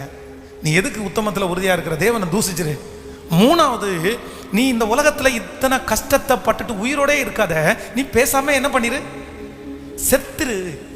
நம்முடைய வாழ்க்கையில வந்து சோதனையினுடைய உச்சகட்டத்துக்கு நீங்க போகும்போது இந்த 3 விதமான சூழ்நிலையும் உங்களுக்கு வரும்ன்றதை நீங்க மறந்துடாதீங்க. ஃபர்ஸ்ட் என்ன பரீட்சை வரும் தெரியுமா? விசுவாச பரீட்சை வரும். உங்களுடைய ஃபெய்த்துக்கே உங்களுக்கு ஒரு சோதனை வரும். உங்க உழைப்பிற்கு, உங்களுடைய ஜெபத்திற்கு, உங்களுடைய ஆவிக்குரிய வாழ்க்கைக்கு முதல்ல ஒரு சோதனை வரும். சத்துரு அப்படிதான் வருவான். நீ என்ன ஜெபம் பண்ண? நீ ஜெபம் பண்ணி என்ன கண்ட? நீ நல்லா வாழ்ந்து என்ன கண்ட? நீ போய் பேசாம உண்மையை பேசி நீ என்னத்தை பார்த்துட்ட? நீ பொறுமையா போய் என்னத்தை கண்ட? நீ விட்டு கொடுத்து உனக்கு என்ன கிடைச்சிருச்சு? நீ பைபிளை தூக்கி போனியே, என்ன உனக்கு கிடைச்சிருச்சு? இது ஃபர்ஸ்ட் சோதனை. நம்பர் 2, ரெண்டாவது, உங்களுக்கு சோதனை பிரச்சனை வரும்போது ரெண்டாவது என்ன பிரச்சனை வரும்னா, ஆண்டவர் மேலே கை வைக்க சொல்லுவான் சத்ரு. நீ ஆண்டவரை மறுதலிச்சிரு, ஆண்டவர் தான் இல்லையே அப்படின்னா ஆண்டவர் மேல வச்சிருக்கிற நம்பிக்கையை உங்களிடத்திலிருந்து எடுத்து போக பண்ணுவான். ஆண்டவர்னு ஒன்று இருந்தா ஏன் இப்படி நடக்குது? இப்படி நடக்குமா? நீ நான் அப்படி நடக்காதே, கர்த்தருக்கு வல்லமை இல்லையா? அவர் உயர்ந்தவர் இல்லையா? அவருக்கு இந்த பிரச்சனை வந்து சாதாரணமானதாச்சே. ஆண்டவர் மேல கையை வச்சு விடுவான். ஃபர்ஸ்ட் நம்பர் 1, முதலாவது சோதனை வரும்போது நம்முடைய விசுவாச வாழ்க்கையில பரீட்சை ஏற்படும். நம்பர் 2, ரெண்டாவது ஆண்டவர் மேல ஒரு பரீட்சை. மூணாவது யார் மேல பரீட்சை அப்படின்னா என் மேலே ஒரு பரீட்சை. தேவனை தூசித்து ஜீவனை அப்படின்னா நம்ம மேல ஒரு வெறுப்பு வந்துடும். நீ ஏன் உயிரோட இருக்கிற? நீ ஏன் உயிரோட இருக்கிற? செத்துற வேண்டியது தானே. நீ உயிரோட இருந்து என்ன பிரயோஜனம்? நீ வாழ்ந்து என்ன பிரயோஜனம்? நமக்கு யாரும் இல்லை, நமக்கு எதுவுமே வாய்க்காது, நீ உலகத்துல பிறந்ததே வீணு, நீ வேஸ்ட். உங்களுடைய வாழ்க்கையிலே பிரச்சனையினுடைய உச்ச கட்டத்திற்கு இழப்பிற்குள்ள போகும்போது நீங்க கண்டிப்பா இந்த 3 சிச்சுவேஷன்லையும் நீங்க போக வேண்டிய சூழ்நிலை உங்களுக்கு வரும். 1, ஆவிக்குரிய வாழ்க்கையில உங்களுக்கு தடுமாற்றம் வரும். 2வது, ஆண்டவர் மேலே உங்களுக்கு தடுமாற்றம் வரும். 3வது, உங்க மேலேயே உங்களுக்கு தடுமாற்றம் வரும். மறந்துடாதீங்க, ஃபர்ஸ்ட் நீங்க ஏன் ஜெபிக்கணும்? நீங்க ஜெபம் பண்ணி என்ன கிடைச்சிச்சு? நீ விசுவாசிச்சு என்ன கிடைச்சிருச்சு? நீ பைபிளை தூக்கிட்டு போய் என்ன கிடைச்சிருச்சு அப்படின்னு விசுவாச பரீட்சை உண்டாகும். 2வது, ஆண்டவர் என்ன பெரியவர்? ஆண்டவர் பெரியவர் இருந்தா ஏன் இது நடக்குது? கர்த்தர் மேல உங்களுக்கு அவிசுவாசத்தையும் அவநம்பிக்கையும் சத்துரு விதைப்பான். ஆண்டவர் உண்மை இல்லை அப்படின்னு விதைப்பான். 3வது, உங்க மேல ஒரு வெறுப்பை தருவான். நீ லக்கியான ஆள் கிடையாது, நீ அன்லக்கியான ஆளு, உனக்கு எதுவுமே நடக்காது, நீ கை வச்சதெல்லாம் வீணா போயிடும், நீ வாழ்றதற்கே தகுதி உள்ளவன் அல்ல, உங்களையே வெறுக்கிற அளவுக்கு அந்த சோதனையில சத்துரு உங்களை கொண்டு வந்துருவான். ஆனா இந்த 3 சோதனையும் யோபுக்கு கொடுத்தாலும் யோபு பதில் என்ன சொல்றாரு தெரியுமா? தேவன் கையிலே நன்மையை பெற்ற நாம் தீமையை பெற வேண்டாமோ? கர்த்தர் கொடுத்தார், கர்த்தர் எடுத்தார், கர்த்தருடைய நாமத்திற்கு ஸ்தோத்திரம். ஒரு நாள் நான் நல்லா இருந்ததை நினைக்கிறேயா? உங்களுக்கு சோதனை காலம் வரும்போது இப்படி 3 விதமாய் சத்ரு உங்களை சோதிக்கும் போது உங்களுக்கு இருக்க வேண்டிய பெரிய அபிஷேகம் என்ன தெரியுமா? நீங்க சொல்ல வேண்டியது என்ன தெரியுமா? பரவாயில்லப்பா, இப்ப நான் கஷ்டப்பட்டாலும் கர்த்தர் இதற்கு முன்னாடி என் ஜெபத்தை கேட்டார்ல, இதற்கு முன்னாடி என்னை நடத்தினார்ல, இதுவரையிலும் என்னை நடத்தி வந்தார்ல, அவர் என்னை கொன்று போட்டாலும் அவர் மேல் நம்பிக்கையா இருப்பேன், ஆனாலும் என் வழிகளை அவருக்கு முன்பாக ரூபகரணம் பண்ணுவேன். அப்போ ஆண்டவருடைய பிள்ளைகள் சோதனையினுடைய காலத்துல இதுவரைக்கும் நடத்தி வந்த தேவனை தான் நினைக்கணும். கர்த்தர் இதுவரைக்கும் நடத்தி வந்தார்ல, பரவாயில்ல, அவர் தான் கொடுத்தாரு. நிர்வாணியா என் தாயின் கற்பத்திலிருந்து வந்தேன், நான் ஒண்ணுமே கொண்டு வரல, எனக்கு எதுவுமே இல்லை, எல்லாமே அவர் கொடுத்தது தானே, அவர் எடுத்துக்கிட்டாரு, பரவாயில்ல, நான் நஷ்டப்படுறதுக்கு எதுவும் இல்லைன்ற ஒரு அண்டர்ஸ்டாண்டிங் தன்னுடைய மனதுக்குள்ள வந்த உடனே வேதம் சொல்லுகிறது, அந்த காலத்தை அவன் அறிஞ்சுக்கிட்டதுனால எனக்கு இந்த டைம் இதுதான் எனக்கு நேரம், கர்த்தர் என்ன புடமிடுறாரு, கர்த்தர் என்ன சோதிக்கிறாரு, நான் பொன்னாக விளங்க போறேன், அந்த காலத்தை அவன் அறிஞ்சுக்கிட்டதுனால கர்த்தர் அடுத்த ஒரு காலத்தை அவனுக்கு வெற்றியாய் கர்த்தர் தந்தார். இந்த சத்தத்தை கேட்கிற என் அன்பு தேவ பிள்ளையே, உங்கள் காலம் என்ன? உங்கள் காலம் என்ன? உங்க காலத்தை நீங்க அறிஞ்சுக்கிட்டீங்களா? உங்க காலத்தை உண்மையா நீங்க அறிஞ்சுக்கிட்டீங்கன்னா நீங்க அவசரப்பட மாட்டீங்க. உங்க காலத்தை உண்மையா நீங்க அறிஞ்சுக்கிட்டீங்கன்னா நீங்க ஆண்டவரை தூசிக்க மாட்டீங்க. உங்க காலத்தை நீங்க உண்மையா அறிஞ்சுக்கிட்டீங்கன்னா உங்க மனசுல அவிசுவாசத்தை கொண்டு வர மாட்டீங்க. உங்க காலத்தை அறிஞ்சுக்கிட்டீங்கன்னா நீங்க என்ன பண்ணீங்க தெரியுமா? ஏற்ற காலத்தில் அவர் எங்களை உயர்த்தும்படி அவருடைய பலத்த கைக்குள்ள அவருடைய அடங்கி நான் இருப்பேன். எனக்கு இந்த காலம் இப்படிப்பட்ட ஒரு காலம். அதான் சிமேய்க்கு ஒரு காலம் இருந்துச்சு, வரவனும் போறவனெல்லாம் தூசிக்கிற ஒரு காலம். அப்படி ஒரு காலம் இருக்கும் உங்களை. அதான் ரோட்டில் போகிற நாய் கூட என்ன பார்த்து குறைக்கும்ன்றது மாதிரி அது வரைக்கும் கத்தாத நாய் நம்மளை பார்த்தோன்னே கத்தும் பாருங்க. ஊரில் அத்தனை பேர் போவாங்க, அத்தனை பேருக்கும் அமைதியாக இருக்கிற நாய் நம்ம ட்ரெஸ்ஸை பார்த்தோன்னே கொத்தலான்னு தோணும் போல. உண்மை தானே? ஏன்னா நம்ம இத்தனை பேர் போகிறாங்க, என்னை மட்டும் பார்த்து குலைக்கிற அப்படின்ற மாதிரி இருக்கும். அந்த மாதிரி அது ஒரு காலம். எல்லாரும் தூசிக்கிறதுக்கு ஒரு காலம், நஷ்டம் அடைகிறதுக்குன்னு ஒரு காலம் இருக்கும் பாருங்க. எதை தொடர் நஷ்டமாகவே இருக்கும், எல்லாமே நஷ்டமாகவே இருக்கும். இந்த மாதிரி நிறைய காலங்கள். ஆனால் ஒரு தேவனுடைய பிள்ளை காலத்தை நீங்கள் அறியணும். இப்போ நீ அதை ஐடென்டிஃபை பண்ணீங்கன்னா ஐயோ ரொம்ப நல்லா இருக்கும், உங்கள் வாழ்க்கை ரொம்ப பிரைட்டாக இருக்கும், நீ இடரவே மாட்டீங்க. ஸோ இந்த உபவாச ஜெபத்தில் ஜெபிக்க போகிற ஆண்டவரே, நீங்கள் இப்போ என்ன காலத்தில் நடத்துறீங்க? என்ன காலத்தில் என்னை கொண்டு போகிறீங்க? ஆகாருக்கு ஒரு காலம் இருந்துச்சு, என்னன்னா நீ உன் நாச்சியார் அண்டையின் கீழ் போய் என்ன பண்ணு, அடங்கியிரு. இந்த காலம் என்ன காலம் கேட்கல. 2 டைம் ஆகார் வீட்டை விட்டு வெளியே வந்தாங்க. ஃபர்ஸ்ட் டைம் எப்படி இருக்காங்க? ஃபர்ஸ்ட் டைம் வயிற்றுல குழந்தையோட இருக்கிறாங்க. 2வது டைம் கையில் பிள்ளையோட இருக்காங்க. ஹலோ, தன்னுடைய எஜமானனாகிய ஆபிரகாமுடைய வீட்டை விட்டு வெளியேறும் போது ஆகார் 2 சூழ்நிலையில வெளியே வர்றாங்க. இந்த வீட்டுக்குள்ள நான் இருக்க மாட்டேன்னு. ஒரு டைம் கர்ப்பிணியா இருக்கிறாங்க, வயிற்றுல பிள்ளை இருக்குது, அப்ப வெளியே வராங்க. 2வது டைம் பிள்ளை பிறந்து பிள்ளையோட வெளியே வர்றாங்க. ஆனா பிள்ளையோட வெளியே வரும்போது நான் பிள்ளையினுடைய சத்தத்தை கேட்டேன், அங்க உனக்கு துறவு இருக்குது, நீ போன ஆண்டவர் அனுப்பி விட்டார், நீ பொழைச்சுக்கொண்டு அனுப்பி விட்டாரு. ஆனா வயிற்றுல குழந்தையோட இருக்கும்போது ஸ்ட்ரிக்டா ஆகார், சாராயின் அடிமை பண்ணாகிய ஆகாரே, நீ எங்கிருந்து வருகிறார், எங்க போற, நீ உன் நாச்சியார் அண்டைக்கு போய் அவள் கையின் கீழே அடங்கிறியா? ஆண்டவருக்கு பிரசவம் பார்க்க தெரியாதா? ஹலோ, தெரியுமா தெரியாதா? ஆண்டவர் என்ன சொல்றாருன்னா, இப்ப நீ வாயும் வயிறுமா இருக்க, இப்ப நீ வெளியே வரக்கூடாது, அது உனக்கு நல்லது, நீ போ. எவ்வளவு கஷ்டமா இருந்தாலும் உன் குழந்தைய பெத்தெடுக்கிறதுக்கு இப்போது ஒரு அடைக்கலமான ஒரு இடம் தேவை. உன்னை கொடுமைப்படுத்துறாங்க தான், எவ்வளவு கொடுமைப்படுத்தி இருப்பாங்க. ஒரு அடிமை பெண் தன்னுடைய வீட்டை விட்டு வெளியே போகுது அப்படின்னா எந்த அளவுக்கு கொடுமைப்பட்டுருவாங்க. இன்னும் ஆகாருக்கு கொஞ்சம் ரோசம் இருந்திருக்கும்னு நினைக்கிறேன். சிலருக்கு ஒண்ணுமே இருக்காது, ஆனால் ரோசத்துக்கு மட்டும் குறைச்சலே இருக்காது. ஆமா, எதுவுமே இருக்காது, ஆனா அந்த ரோசம் பாருங்களேன், நான் பண்ணிடுவேன், நான் வாழ்ந்துருவேன் அப்படி பயங்கரமா. அதுவும் சில நேரத்தில் ரொம்ப குறைவா இருக்கிறவங்க, ஒன்றும் இல்லாதவங்களுக்கு தான் ரொம்ப ரோசம் வரும். அது என்னமோ தெரியல. அது மாதிரி இந்த அம்மாவுக்கும் அப்படிதான்.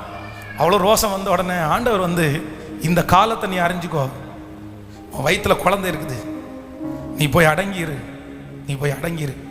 அப்போ இன்றைக்கு இந்த உபவாச ஜபத்தில் கர்த்தர் இப்போ உங்களை கேட்குறாரு, நீங்க என்ன காலத்தில் நீங்க டிராவல் பண்றீங்க? இது அமைதியா இருக்கக்கூடிய காலமான்னு கர்த்தரிடத்துல கேளுங்க. இது நான் பொறுமையா இருக்கக்கூடிய காலமா ஆண்டவரே? சில காலத்தில் நீ ஜெபம் மட்டும் பண்ணிட்டு, அது ஒரு காலம். நம்ம வந்து நிறைய நேரத்தில் எலியாவை காகம் கொண்டு போஷித்தீரே, சூறை செடி சோர்வு நீங்க பேசினீரே அப்படின்னு பாடுவோம். எலியாவை கேட்கல. ஆனா இப்போ அதே மாதிரி ஒரு சிட்டின் வந்து ஒரு காக்கா வந்து உங்களுக்கு இறைச்சி கொடுத்தா நீங்க சாப்பிடுவீங்களா? ஹலோ, கேட்கல. நம்ம எல்லாரும் ரொம்ப பயங்கரமா நினைக்கிறோம், சே தீர்க்கதரிசிக்கு என்ன ராஜா வாழ்க்கை, என்ன சாப்பாடுறா, அப்பத்தையும் அது வந்து இறைச்சியும் அப்பவும் கொடுக்குது, காக்கா கொண்டு வந்து கொடுக்குது.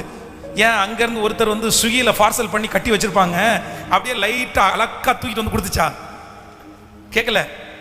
நம்ம நிறைய பேருக்கு எலியாவை காகம் கொண்டு கத்தர் போஷிச்சாருன்னு உடனே காகத்தை வந்து ஸ்விக்கியில் வேலை பார்க்குறது மாதிரி நம்ம நினச்சிட்டு இருக்கிறோம் நிறைய பேர். இல்லைன்னா ஜொமேட்டோவில் அது வேலை பார்க்குறது மாதிரி நினச்சிட்டு இருக்கிறோம். ஓ அழகாக பார்சல் பண்ணி கொடுத்துட்டாங்க, அது வாயில் கவி கொண்டு கொடுத்துச்சு. கிடையாது. அப்போ இருக்கிற நிறைய ஜீவராசிகளுக்கு வந்து இந்த வாயில் வந்து நிறைய பொருளை வைக்கிற அளவுக்கு அவங்களுக்கு கேப் இருக்குமாம். நான் அப்படி நினைக்கிறேன், தெரில. ஆனால் அது எந்த லட்சணத்தில் கொண்டு வந்து கொடுத்துன்னு தெரில. காக்கா வந்து எங்கே வேணாலும் போய் உட்காரும், எந்த மாம்சத்துக்கு மேலே வேணாலும் போய் உட்காரும், அழுகுனதுக்கு மேலே உட்காரும். அது வாயிலேருந்து ஒன்றை பிடுங்கி நம்ம சாப்பிட்றதுக்கு இன்னொருத்தருடைய குடிச்சிட்டு எச்சி டம்ளரில் நிறைய பேருக்கு டீ குடிக்கிறதுக்கு கூட சிலருக்கெல்லாம் பயங்கரமான அருவப்பு இருக்கு. ஏடப்பா நீ குடிச்ச அந்த டம்ளரில் நான் எப்படி கொடுப்பேன், அதை கழுவிட்டு வாப்பா. கண்டிப்பாக நான் குடிக்க மாட்டேன். சிலர் சாப்பிட்டு வச்ச தட்டில் வந்து சிலர் சாப்பிட மாட்டாங்க. அது நான் சொல்கிறேன். ஆனால் வந்து ரொம்ப வெளியே உள்ளவங்களுடைய தட்டில் நீங்கள் சாப்பிடணும்னு அப்படி அவசியம் கிடையாது. ஆனால் வந்து நம்மை நேசிக்கிற ஒரு கணவன், ஒரு கணவனார், ஒரு மனைவியினுடைய இந்த மாதிரிலாம் நீங்கள் சாப்பிடலாம். இந்த ஓவர் சுத்தம் பார்க்குறவங்க எல்லாருமே வந்து அவங்களுடைய கடைசி ரொம்ப நாட்களில் ரொம்ப சுத்தமாக இருந்தது மாதிரி தெரில எனக்கு. இல்லை, நான் பார்த்த வரைக்கும், நான் அவங்கள நெகட்டிவாக பேசுகிறேன்னு நினைக்காதீங்க. இந்த ரொம்ப ஓவர் சுத்தம் பார்க்குறாங்க பாருங்களேன், இவங்களுக்கெல்லாம் அந்த லாஸ்ட் டைம் அவங்க வயசாகும் போது பார்த்தீங்கன்னா சுத்தம் இல்லாத மாதிரியே சூரியங்களாம் வந்து மாட்டிடுவாங்க. அப்போ நீங்கள் கொஞ்சம் வந்து இப்போ கொஞ்சம் இதை அட்ஜஸ்ட் பண்ணி இருக்கிறது நல்லதுன்னு நினைக்கிறேன்.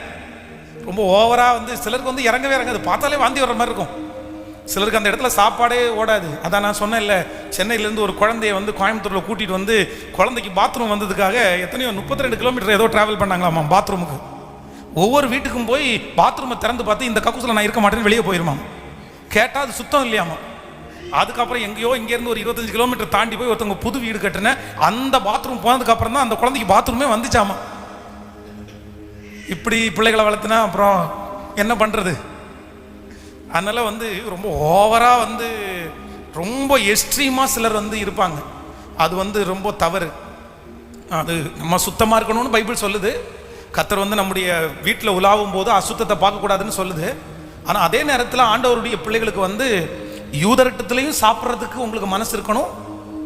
கேட்கல, கிரேக்கரிடத்தில் சாப்பிட்றதுக்கும் உங்களுக்கு மனசு இருக்கணும். எந்த சூழ்நிலை வந்தாலும் மனரம்யமாக இருக்கிற அளவுக்கு நீங்கள் வளர்ந்துட்டீங்கன்னா போதும், அது போதும். மெத்தையிலையும் படுப்பேன், கீழையும் படுப்பேன், இந்த தட்டிலையும் சாப்பிடுவேன், இந்த தட்டிலையும் சாப்பிடுவேன், இந்த சாப்பாடும் சாப்பிடலாம், இந்த சாப்பாடும் சாப்பிடலாம். அந்த அளவுக்கு நீங்களும் உங்களுடைய பிள்ளைகளும் வளர்ந்துட்டீங்கன்னா உங்களுக்கு எங்கே போனாலும் என்ன இருக்காது, கஷ்டமே இருக்காது. நீங்கள் ரொம்ப அழகாக இந்த உலக வாழ்க்கையில் வாழ்ந்துடலாம். அப்போ வந்து எலியாவுக்கு ஆண்டவர் வந்து இந்த காகத்தை கொண்டு கர்த்தர் போஷிக்கிறார் இந்த தீர்க்கதரிசியை.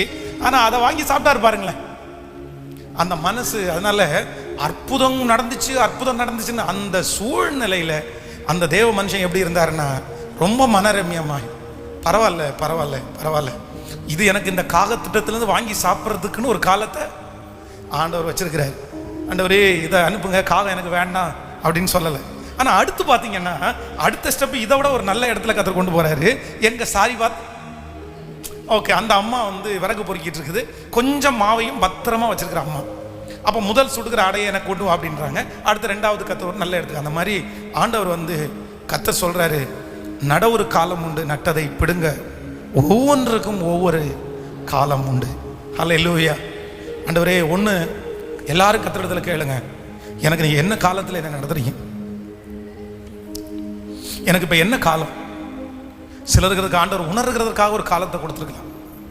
நீ செஞ்ச தப்பெல்லாம் உணர்கிறதுக்காக தான் இந்த காலத்தை நான் கொடுத்துருக்குறேன். நீ மனம் திரும்பு, நீ ஒப்புக்கொடு, நீ விட்டுக்கொடு. அதனால் அந்த காலத்தை நீங்கள் அறிஞ்சிட்டிங்கன்னா உங்களுக்கு ஒரு பெரிய மகிமையை கத்த தர வல்லவராக இருக்கு. கைகளை எல்லாரும் உயர்த்தி கத்த இடத்துல டைம் போடுங்க. எல்லாரும் ஆண்டுடைய சமூகத்தில் கைகளை உயர்த்தி உங்க காலம் என்ன? இது அடங்கி இருக்கிறதுக்குன்னு காலமா? இது விசுவாசிக்கிறதுன்ற காலமா? ஒவ்வொருத்தரும் கேளுங்க. ஆன்லைன்ல இருக்கிற கர்த்தருடைய பிள்ளைகளும் நீங்க கேளுங்க. நீங்க ஆண்டவருடைய சமூகத்தில் கேளுங்க. இது என்ன டைம்? இது நீங்க தைரியப்படுகிறதுக்கான ஒரு காலமா இருக்கலாம். இது மனுஷன் யாருன்னு கத்து கொடுக்கறதுடைய காலமா கூட இருக்கலாம். கத்து கொடுக்கறதுடைய காலமா கூட இருக்கலாம். சொல்லுங்க, அப்பா அப்பா ஆண்டவரே ஸ்தோத்திரம். ஒவ்வொருத்தரும் இந்த காலத்துல நான் என்ன பண்ணணும்? இந்த காலத்துல நான் என்ன பண்ணணும்? இந்த காலத்துல என்ன பண்ணணும்? நீரோ மாறாதவர், ஆண்டுகள் முடிவதில்லை. நீரோ மாறாதவர், ஆண்டுகள் முடிவதில்லை. காலங்கள் மாறலாம், காட்சிகள் மாறலாம், கனவுகள் மாறலாம். கர்த்தர் நீர் மாறாதவர், நீரோ மாறாதவர், ஆண்டுகள் முடிவதில்லை. நீரோ மாறாதவர், ஆண்டுகள் முடிவது. சத்தத்தை உயர்த்தி எல்லாரும், இயேசுவே என் காலத்தை அறிந்து கொள்றதற்கு எனக்கு கிருபை தாரும் என்று கேளுங்கள். ஹalleluya. சத்தத்தை உயர்த்தி, ஆண்டவரே இந்த பிரசங்கம் நடந்து கொண்டிருக்கும் போதே நாங்க ஜெபிக்கிறோம். இந்த வார உபவாச ஜெபத்திலே எங்களுக்கு ஒரு கிருபை வேண்டும். நீர் எங்களுக்கு எந்த காலத்தை நீர் அனுமதித்திருக்கிறீர்? நாங்க கடந்து போகிற இந்த காலம் என்ன? எனக்கு தெரியும், கண்டிப்பா ஒரு நாள் இந்த காலம் மாறும். இந்த சூழ்நிலை ஒரு நாள் கண்டிப்பாக மாறும். கர்த்தர் ஒரு நாள் துன்பத்தை நான் பார்க்கிறேன் என்றால் மகிழ்ச்சியை கண்டிப்பாக என்னுடைய கண்களை கர்த்தர் காண பண்ணுவார். ஆண்டவரே இந்த காலத்தில் நான் என்ன செய்ய வேண்டும்? எனக்கு போதி தருளும் ஆண்டவரே. ஹல்லேலூயா. கண்களை திறந்து பாருங்கள் ஆண்டவருடைய பிள்ளைகளை. காலத்தை கண்டுபிடிக்கிறது தான் உங்களுக்கு இருக்கிற பெரிய வெற்றி. காரணமே இல்லாம ஒருத்தர் திட்டுவாங்க பாருங்க, காரணமே இருக்காது. நீங்க எதிர்த்து பேச முடியும், நீங்க சத்தம் போட முடியும். ஆனா உங்க மனசு என்ன கேட்கணும் அப்படின்னு சொன்னா, இது என்ன காலம், இது என்ன காலம்? அப்பதான் ஆண்டவர் சொல்வார், நீ எல்லாத்தையும் கேட்டு அமைதியாரு. ஒரு நாள் எந்த நாவு உனக்கு விரோதமா பேசுதோ அந்த நாவு உன் பட்சத்துல பேசுறதுக்கு ஒரு காலத்தை நான் வைப்பேன். தாவீத காலத்திற்கு முன்னாடி எத்தனை பேர் அவசரப்படுத்துறாங்க? தாவீத எதுக்கு அவசரப்படுத்துறாங்க? நீ பழி வாங்கு. அதான் சவுல் தான் கபிக்குள்ள உட்கார்ந்து இருக்கிறான். சவுல் முன்னாடி உட்கார்ந்து இருக்கிறாரு. கையில பட்டயம் இல்லை, பாதுகாப்புக்காக ஆள் இல்லை. தாவீதுக்கு பின்னாடி அத்தனை படை வீரர்கள் இருக்கிறாங்க. சரியான நேரம். சுத்தி இருக்கிறவங்க என்ன சொல்றாங்க அப்படின்னு சொன்னா, இது ராஜாவா உங்ககிட்ட மாற்றினது இல்ல, கர்த்தர் உன் கையில இவனை என்ன பண்ணிருக்கிறாரு, சிக்க வைக்கிறாரு. இது ரைட் டைம், அவனை கொன்றலான்றாங்க. ஆனா சவுலை கொல்லுவதற்கு தங்களுடைய மனிதர்கள் அவன் மேல கை எடுக்காதபடி தாவீது தடுத்து நிறுத்தி, கர்த்தர் அபிஷேகம் பண்ண நம்பர் மேல நம்ம கை வைக்க கூடாதுன்னு சொன்னான். தாவீது எதை அறிஞ்சிருந்தார் தெரியுமா? பட்டயம் இல்லாத சவுல் அப்படின்னா நமக்கு நிறைய நேரத்தில், நமக்கு இந்த காலத்தில் நம்ம நிறைய பேர் தவறிடுவோம். ஒரு காலத்தில் நம்மளை ரொம்ப பேசினாங்கன்னு வைங்களேன், ரொம்ப பேசி நம்மளை ஒரு அவமானப்படுத்திட்டாங்க. கரெக்டாக அவங்க சிக்க முடியாத அளவுக்கு நம்ம கையில் சிக்கிடுவாங்க. இப்போ அதை நாக்க பிடுங்கிறது மாதிரி கேட்பாங்கன்னு சொல்றாங்கல்ல, அந்த மாதிரி கேட்கக்கூடிய உங்க சான்ஸ், உங்களுடைய டைம் அந்த மாதிரி ஒன்று வாச்சிருச்சு. ஏற்கனவே 2 வருஷத்துக்கு முன்னாடி உங்களை கேட்க கொள்ளாத கேள்வியை கேட்ட நபர், உங்களை அவ்வளவு வருத்தப்படுத்தின நபர், உங்களை காயப்படுத்தின நபர், இப்போ உங்களுக்கு முன்னாடி கை கட்டி நீங்க என்ன வேணாலும் கேட்கலான்ற ஒரு சூழ்நிலையில கொண்டு உங்க முன்னாடி நிறுத்தி இருக்காங்க. நீங்க என்ன பண்ணுவீங்க? என்ன பண்ணுவீங்க? ஆனைக்கு ஒரு காலம் வந்தா பூனைக்கு ஒரு காலம் வரும். கடவுள் என்னன்னு நினைச்ச, ஆண்டவர் என்னன்னு நினைச்ச, எனக்கு அப்பவே தெரியும்டா. நீ பேசும்போது ஒரு நாள் எனக்கு முன்னாடி நிப்ப, நீ கேட்ட அதே கேள்வியை நான் நாக்க பிடுங்குற மாதிரி கேட்பேன்னு சொல்லிட்டு நம்ம நிறைய பேர் கேட்டுருவோம். ஆனா இல்ல, இந்த இடத்துல தாவீது என்ன சொல்றான் அப்படின்னு சொன்னா, வலியா மாட்டினானோ, கர்த்தரே என் கையில கொண்டு கொடுத்தாரோ ஆனா நியாயம் தீர்க்கிற வேலை, சண்டை போடுற வேலை, பேசுற வேலை என்னுடையது. இது காலம் அல்ல. என் கையில வாய்ப்பே கிடைச்சாலும் இந்த காலம் நான் அமைதியா இருக்க வேண்டிய காலம். பக்கத்துல கையை பிடிச்சு சொல்லுங்க. இன்னைக்கு ஃபாஸ்டிங் பிரேயருக்கு வரும்போது இதுக்கு ஜெபம் பண்ணிட்டு தான் வந்தேன். ஆண்டவரே ஒரு காலத்தை கொடுங்க, இந்த நாயெல்லாம் என்ன பேசுது. உண்மைதானே? வரும்போதே நிறைய பேர் ஜெபம் பண்ணிட்டு நாயெல்லாம் பேசுது, ஆண்டவரே இதுக்கு முன்னாடி நான் பேசணும் ஒரு நாள் அப்படின்னு ஜெபம் பண்ணிட்டு வந்தீங்களா? இல்லை, நிறைய பேர் கைவிட்டு கவனிங்க. நிறைய பேர் இந்த மாதிரி சோதனை வராத போது நிறைய பேர் அமைதியாக விட்டுருவாங்க. ஆனால் இந்த மாதிரி ஒன்று வந்துச்சுன்னா, சான்ஸ் கிடச்சிச்சுன்னா அந்த சான்ஸை ஆண்டவராகவே கொடுத்ததான் நினச்சிடறாங்க. தப்பு பண்ணாதீங்க. யோசேப்பை தப்பே பண்ணலை, ஆனால் தப்பு பண்ணுனாங்க அப்படின்னு ஒரு பொய் குற்றம் சாட்டி அவனை கொண்டு போய் சிறைச்சாலையில் போட்டாச்சு. இப்போ இவனுக்கு பதவி எங்க பதவின்னா போத்திபாரை காட்டிலும் 100 மடங்கு பதவி வேறு கிடைக்குது. இப்போ ஒரு நல்ல சான்ஸ். என்ன சான்ஸ் தெரியுமா?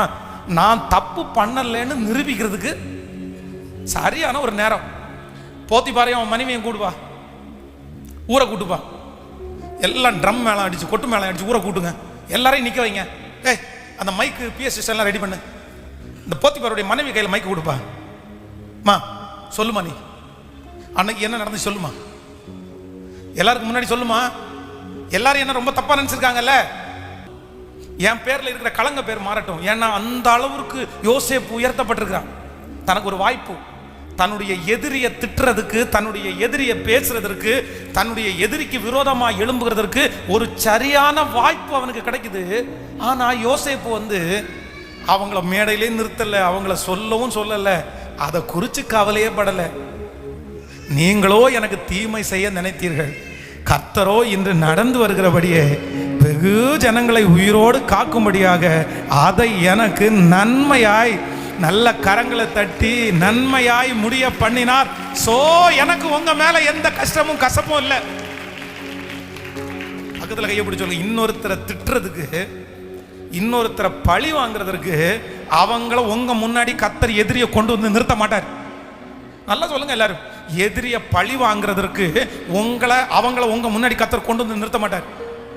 பழி வாங்குற வேலையை யார் எடுத்துக்குவா? கேட்கலையே. நம்ம கையில கொடுத்துருந்தா பிச்சு தள்ளிருப்போமே. நம்ம கையில மட்டும் பழி வாங்குற வேலையை கொடுத்துருந்தான்னு வைங்களேன், மகனை அவனை உயிரோட புதைச்சிருவோம். நம்ம செத்துரு, இதுக்கு மேல வெளியே வந்துடாத நீ.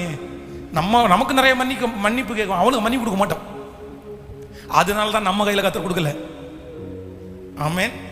பனிஷ்மெண்ட் கையை அதை மட்டும் கர்த்தர் கையில் எடுத்தார். ஏன்னா சிலரை எப்படி தண்டிக்கிறவர் அப்படின்னா மட்டாய் தண்டிக்கிற கர்த்தர். ஹல்லேலூயா.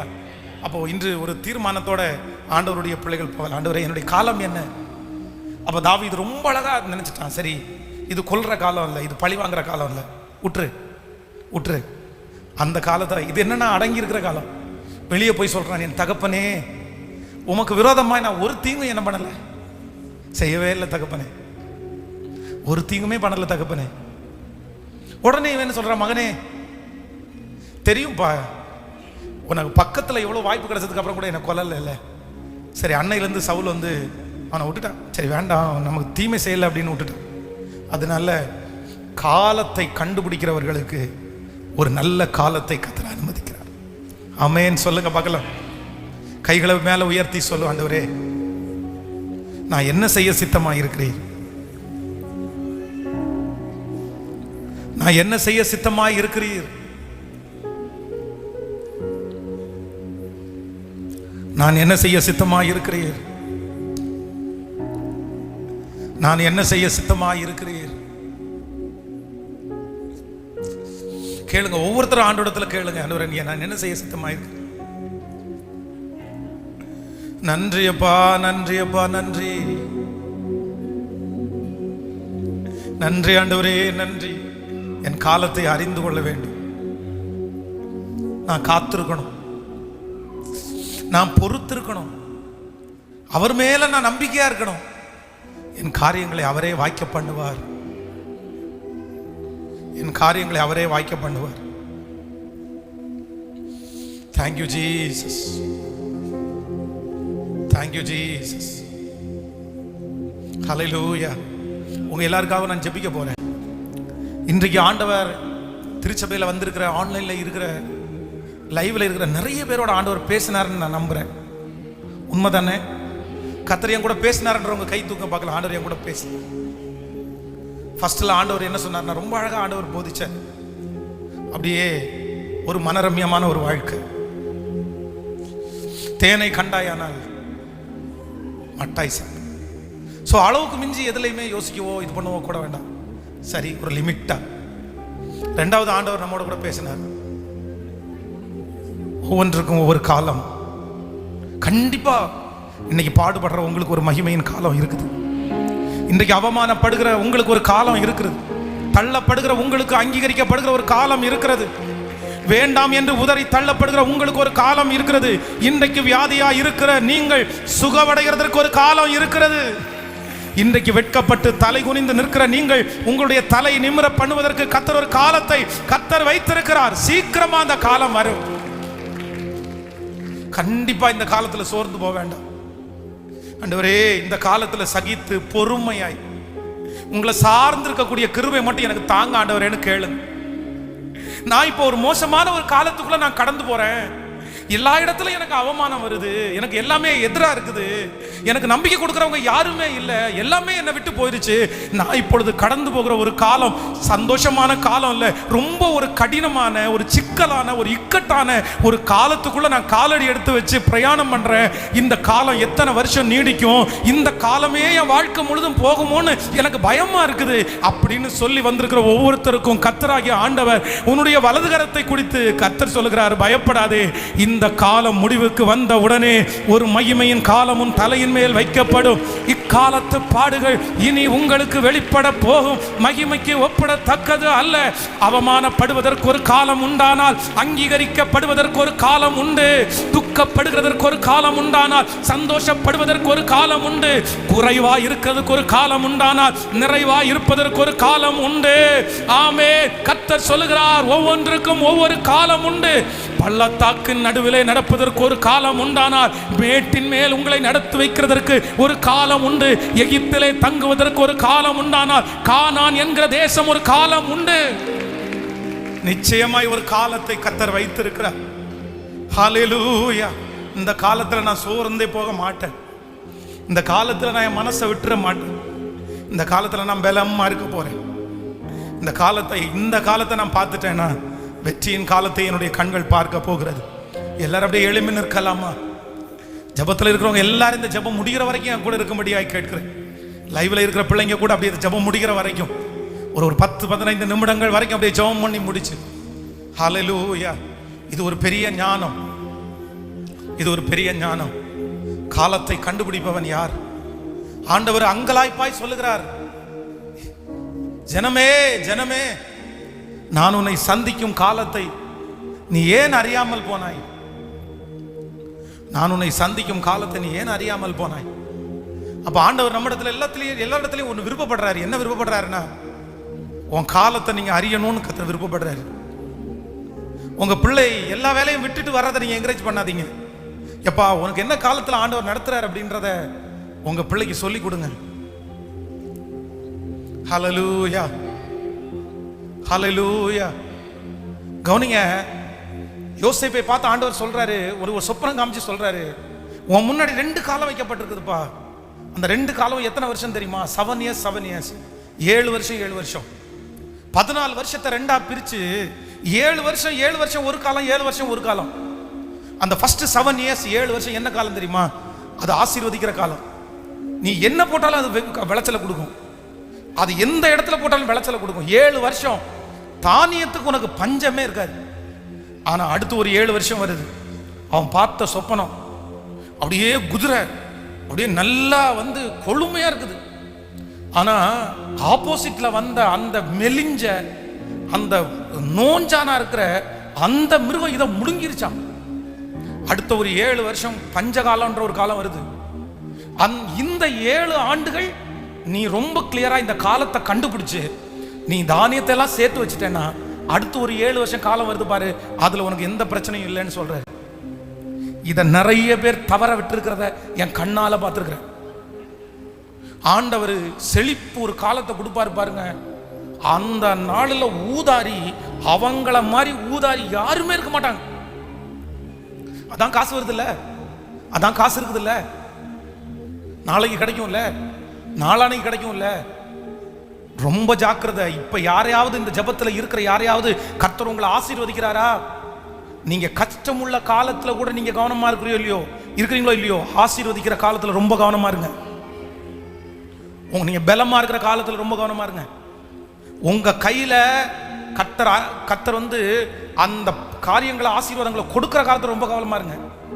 சிலர் வந்து அந்த காலத்தை உணராம ஊதாரித்தனமா சுத்தி திரிஞ்சு வேஸ்ட் பண்ணி தூக்கி போட்டு அதற்கு பிறகு கஷ்டமான ஒரு வருஷம் கொடுப்போம் பாருங்க. அப்ப அவங்களால சமாளிக்கவே முடியாது.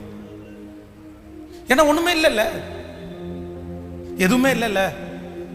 அதனால வாலிப தம்பிகளுக்கு தங்கச்சிகளுக்கு சொல்வேன், இப்போ கல்ல சாப்பிட்டா கூட கரைஞ்சிரும்பா, மண்ணை தின்னா கூட ஜீரணமாயிரும். அது வயசு, அது வயசு. ஆனா இந்த கல்ல தின்னா கரையும் மண்ணை தின்னா கரையும் பாருங்க. இந்த காலத்துல அதை உணராதவ சோம்பேறியா இருந்து பசங்களோட சுத்திட்டு ஊர் சுத்திட்டு பேசிட்டு வாழ்க்கையில எந்த அச்சீவ்மெண்ட்டுமே இல்லாம இருந்தா அடுத்த ஒரு காலம் வரும்.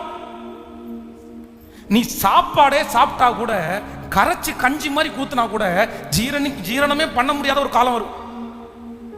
அந்த காலத்துல நீ வருத்தப்பட கூடாது. நிறைய பேர் அப்படிதான். அப்படியே அந்த காலத்துல சோம்பேறின்னு திட்டுனா அப்புறம் கோவம் வந்துடும், வேலைக்கு போனா கோவம் வந்துடும், காலையில எந்திரிப்பா அப்படின்னா கோவம் வந்துடும், என்ன இவ்வளவு சீக்கிரமா வந்துட்டேன்னா கோவம் வந்துடும், இவ்வளவு நேரம் படுக்கை விட்டா அவளுக்கு கோவம் வந்துடும். என்ன சோம்பேறின்றியா? நான் வீட்டிலே இருக்கக்கூடாது, டெண்டர் சோறு கொடுக்குறீங்கன்னு சொல்லி காமிக்கிறீங்களா? எவ்வளவு பிரச்சனை தெரியுமா? சும்மா படி படி படி படின்னு உயிரை வாங்குறீங்க. நிம்மதியாவே மனுஷன் இருக்க முடியாதா? ஒரு மணி நேரம் மொபைலை பார்க்க முடியாதா? கொஞ்ச நேரம் டிவியை பார்க்கறதுக்கு விட மாட்டீங்களா? எவ்வளவு பேச்சு. ஆனா ஒரு காலம் வரும், ஒரு காலம் வரும். அந்த காலத்துல ஐயோ அப்பாவுடைய வார்த்தையை கேட்கலையே, போதகருடைய வார்த்தையை கேட்கலையே, கணவனுடைய வார்த்தையை கேட்கலையே, மனைவியினுடைய வார்த்தையை கேட்கலையே, வருத்தப்பட்டு எந்த பிரயோஜனமும் சொல்லுங்க. ஏன் அப்படின்னா உங்களுக்கு கொடுத்த காலத்துல நீங்க என்னவா இல்ல, கொடுத்த காலத்துல நல்லா இல்லையாப்பா, கொடுத்த காலம். அதனாலதான் ஆண்டவர் வேதத்துல சொல்லியிருக்கிறாரு, எப்பா நீ சோம்பேறியா இருந்தா எறும்பினிடத்துல போய் கற்றுக்கோ, எறும்பினிடத்துல போய் கற்றுக்கோ. அதற்கு ராஜாவும் பிரபுவும் இல்லைன்னா கூட எனக்கு ஒரு காலம் வரும், அந்த காலத்துல என் கூட்ட விட்டு நான் வெளியே போக முடியாது, வெளியே போனா மழை என்ன சேதப்படுத்திடும் நினைச்சு மழை காலத்துல சாப்பிட்றதற்கு தனக்குள்ள சேர்த்து வைக்கிறது இல்லப்பா, அதை போய் பாரு அப்படின்னு ஆண்டவர் அனுப்பி விடுறாரு. எறும்புக்கு காலம் தெரியுதுங்க, எறும்புக்கு காலம் தெரியுது. வாயில்லாத இது மரங்களுக்கு அதுக்கு வந்து காலத்தை பற்றி தெரியுங்க. தண்ணியெல்லாம் உறிஞ்சி வச்சுட்டு கோடை காலம் வரும்போது நம்ம வந்து பட்டு போயிடக்கூடாதுன்னா அது ஒரு காலம், அதுக்கு ஒரு காலம் தெரியுது. உலகத்தில் ஆண்டவர் படைச்ச எல்லா படைப்பிற்கும் ஒரு காலம் தெரியுது. ஆனா காலம் இன்னதென்று அறியாது இருக்கிற ஞான குறைவா இருக்கிறவர்கள் மனிதர்கள் தான். நமக்கு தான் எந்த காலத்துல நம்ம இருக்கிறோன்னே தெரியல. சண்டை போட்டு பிரிஞ்சிடுறது, அதுக்கப்புறம் ஒன்று சேரணும்னு நினைக்கும் போது அவ்வளோதான், குடும்பமே உடஞ்சி நாலா பக்கமும் போயிட்டு திரும்பி ஒன்று சேரவே முடியாமல் இருக்கிறது. அந்த காலத்தை அறியல. சரி நம்ம இப்போ கொஞ்சம் அமைதியாக இருக்கணும், நம்ம பொறுமையாக தான் இந்த விஷயத்தை ஹேண்டில் பண்ணணும் தெரியறது இல்லை. அந்த காலத்துக்கு முன்னாடி அவசரப்பட்டு நீ இல்லை என்ன எனக்கு டைவர்ஸ் கொடு, எனக்கு அப்படி கொடு இப்படி கொடு, அவ்வளோதான் போச்சு. அதுக்கப்புறம் வருத்தப்பட்டு என்ன பிரயோஜனம்? வருத்தப்பட்டு என்ன பிரயோஜனம்?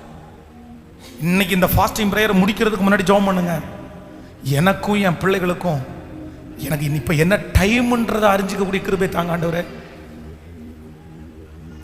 எபேசியர் 5ஆம் அதிகாரம் 16வது வசனம் சொல்கிறது, நாட்கள் பொல்லாதவைகளாய் இருப்பதால் காலத்தை கேட்கல.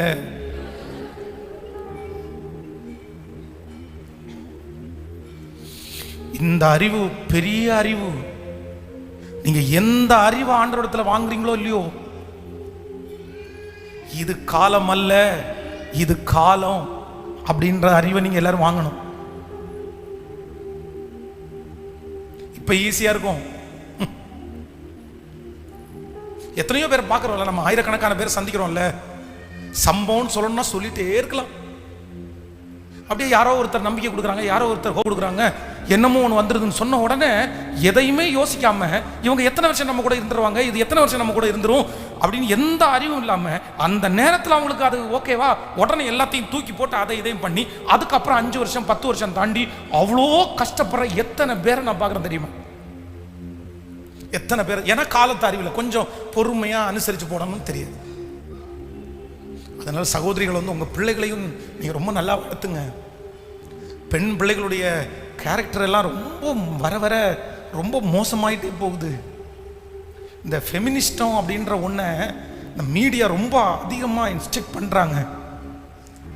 பெண்ணுரிமை, பெண்ணா ஆதிக்கம், இது எல்லாத்தையும் ரொம்ப அதிகமாக வந்து மீடியா வந்து கொடுக்குது. பிள்ளைகளுக்குள்ள ஹோப்பை கொடுக்குது, நம்பிக்கை. தப்பு இல்லை, கர்த்தருடைய பார்வையில் ஆண் என்றும் இல்லை பெண் என்றும் இல்லை. ஆனால் 80% பெண்கள் வந்து இந்த உரிமைகளை நல்லா எடுக்கிறவங்களை விட தப்பான காரியத்திற்கு பயன்படுத்துறவங்க ரொம்ப அதிகமாக இருக்காங்க.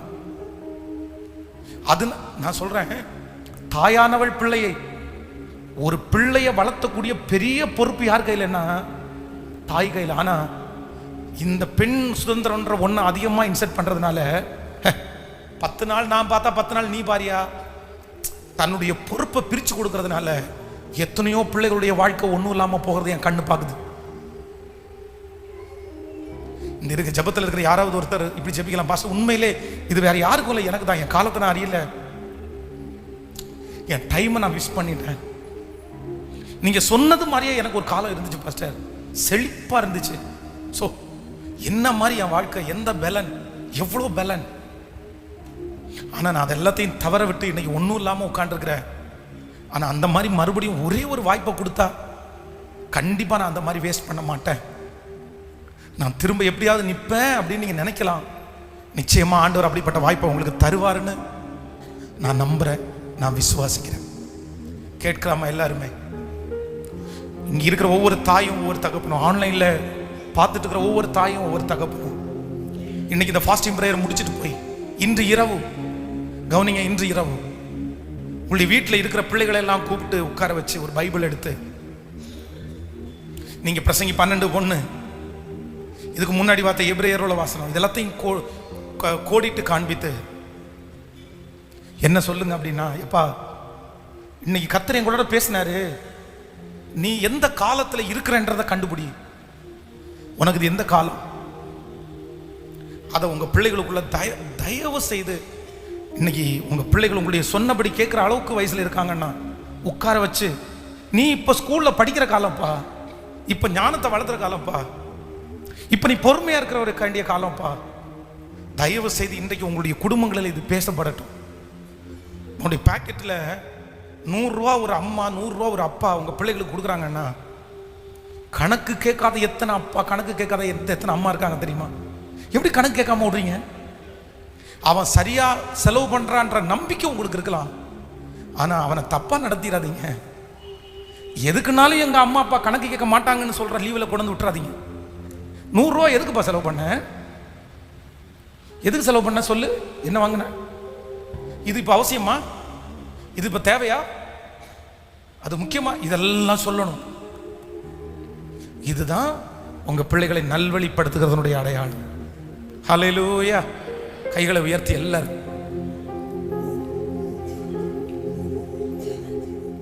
கேளுங்க, சத்தத்தை உயர்த்தி. ஓ ஹல்லேலூயா. நன்றி ஆண்டவரே, நன்றி ஆண்டவரே, நன்றி. ஓ ஹல்லேலூயா. ஆராய்ந்து அறிந்திருக்கின்றீ, சுற்றி சுற்றி சூழ்ந்திருக்கின்றீ. சொல்லுவோம், ஆராய்ந்து அறிந்திருக்கின்றீ, சுற்றி சுற்றி சூழ்ந்திருக்கின்றீ. நான் அமர்வதும் நான் எழுவதும் எல்லாம் நீ அறிந்திருக்கின்றீ. நான் அமர்வதும் நான் எழுவதும் எல்லாம் நீர் அறிந்திருக்கின்றீ. கரங்களை தட்டி எண்ணங்கள் ஏக்கங்கள் எல்லாம் எல்லாமே அறிந்திருக்கின்றீர். சத்தமா எண்ணங்கள் ஏக்கங்கள் எல்லாம் எல்லாமே அறிந்திருக்கின்றீர். ஆமையா நடந்தாலோ அப்பா நீர் அறிந்திருக்கின்றீர். நடந்தாலோ அப்பா நீர் அறிந்திருக்கின்றீர். கைகளை மேல நன்றி ராஜா இயேசு ராஜா, நன்றி ராஜா. பாடுவோம் சத்தமாய் நன்றி ராஜா இயேசு ராஜா, நன்றி ராஜா இயேசு ராஜா.